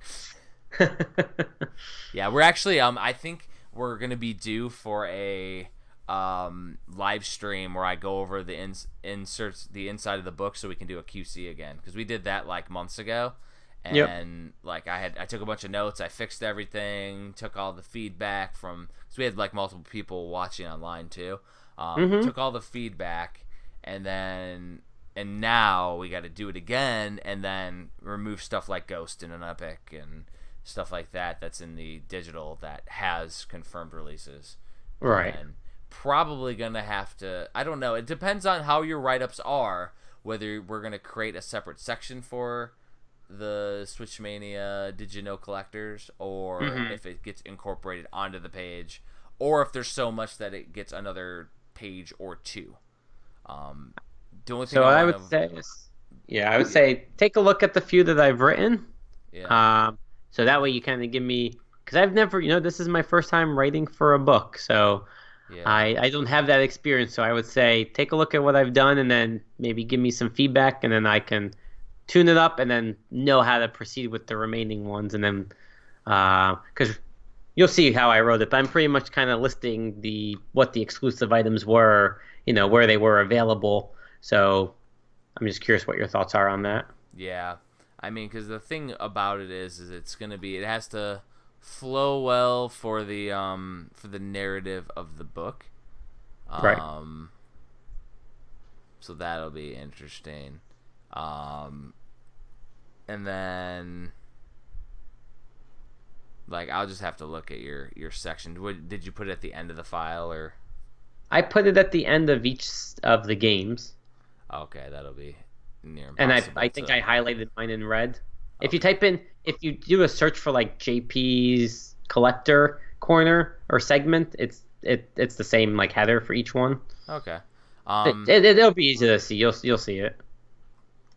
Let me see. So, like I did it for Legend of Zelda: Breath of the Wild, and is there room in the Breath of the Wild? Because the games that I wrote at the top are the spreads that have room for. Oh, okay.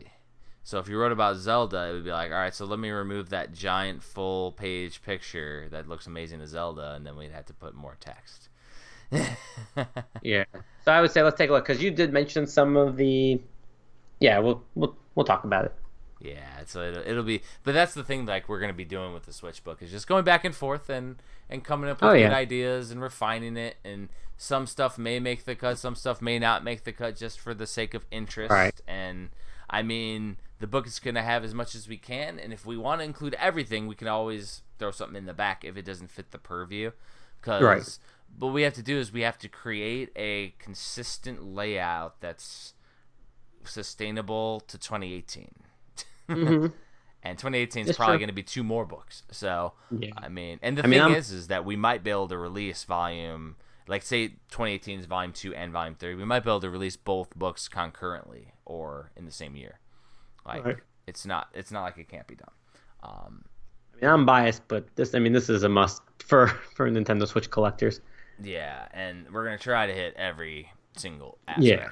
So, and that's why these live streams are good, because you have so many collectors in the community that we know a lot, but we also rely on the community to fill us in on something that may have been overlooked or was limited or just something that may have flown under the radar. So, Mm-hmm. I'm glad we do this to allow them the chance to look at it early on and then offer their feedback.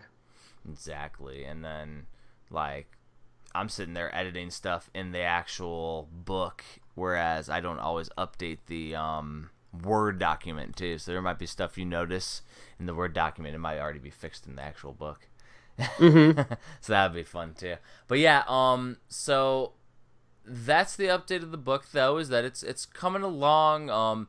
As you start writing pieces, we're gonna be able to refine the book as Yeah. well. And right now, it's giving me time because you're getting caught up now on the collector parts. It's giving me time to finish up the other two books. Yeah. So it's once I push those through and get those out, because I mean, number one, I got to get the ones that are already backed. So Mm-hmm. and then once that's done, then it's full bore on one book, the Switch. Yes. And then if I get switched out, I'll move over to Sega Genesis for a while. I wrote a couple Sega Genesis reviews last week too. Nice. Bubba and Keep Sticks. yourself busy. Bubba and Sticks and Buck Rogers. Oh, Countdown to nice. Extinction. I wrote those too. But I mean, those are paragraph reviews where you got to write minimalistically. So Right. yeah, that's fun. So I'd say let's get to your mulligan. Yes. Okay. So one Kickstarter that got announced today, I'm bringing it up because they only have it open for 7 days, and right now it has 5 days to go. It's R-Type Final 2, Yeah. aiming for a brand new, the best shmup shoot 'em up ever. So this is by Granzella, and I'm bringing this up because a lot of times people ask, "Oh, do you know if the Kickstarter is having a Switch physical?" This one is, and it's $60 for US, or actually, well, it equates to $60 US. The shipping is $30, and the reason right now for that is because they have a universal shipping price, so it's $30 or the equivalent of that worldwide. They did mention that they are looking into, finding cost reductions, and hopefully they can do that. But I'm bringing it up because if anyone's been on the fence about this, their initial pledge goal was $416,267. Yeah, they're at $500,000. Yep, 513,336 as of right now, with almost 4,500 backers. In 5 days to 48 go. hours. In Yeah, 48 hours, they raised $500,000. So And people want a new R-Type. They've already gone through their first stretch goal. I mean, the physical is going to come. I mean, I don't see a reason why anything would happen on this one. But if it's something that you're interested in, it's showing 5 days only. For Kickstarter, they're going to have an exclusive, I think, slipcover for the physical. Obviously, it could be picked up by a publisher at some point and released, through a limited company. But, if you're a collector and you want something exclusive, you really can't go wrong with this. And then outside of that, they have art books, music CDs, T-shirts, things like that. But there is a Switch physical coming, so back it now if you want to. And it shows the estimated delivery as 2020, December, Which is just an arbitrary date. Yeah. I think I put December 2020 on the Complete Virtual Boy book. Yeah. It's not going to take that long. So it's good to see too, because I remember seeing a couple people in one of the groups saying, "Oh, it only has a week left. Doesn't look like it's going to do too well." And then Right. somebody was like, "It's a 7-day campaign." And I'm like, "Oh, it's like 80% in like an hour." Like, I mean, it's crazy how fast it went, but it's flying now. I mean, that's cool, and I'm happy to see that R-Type's getting some love, because that's a great franchise. And another example of a Switch game that's reviving an old franchise. Like, so many, man. I know. Love it. Like, that's, The Switch is the platform for it. Just goes to show you that the Switch love is real, man. And I would say with that, it's time to bid you adieu. Sounds good to me. All right, so where to find us? I'm at HagensAlley.com, and everything is Hagen's Alley on social media. Where can they find you? jpswitchmania.com, and type in JP Switchmania, Twitter, YouTube, Instagram. You'll find me. And I'm all about the Switch. All right, see you later. See you later. Bye. I was about to cough. I ended. Trying not to cough on. Held it in. I have a mute live. There's a mute button and stuff, but I don't use that shit. And we're still streaming, by the way. Yeah, I think it's only you and me. Yeah, we had 4 at one point. Then Toxic Kitten and Jay All Might left, and he retracted the message. I'm very curious what he said. But he's a nice guy, so I don't think it was anything bad. Fuck you guys.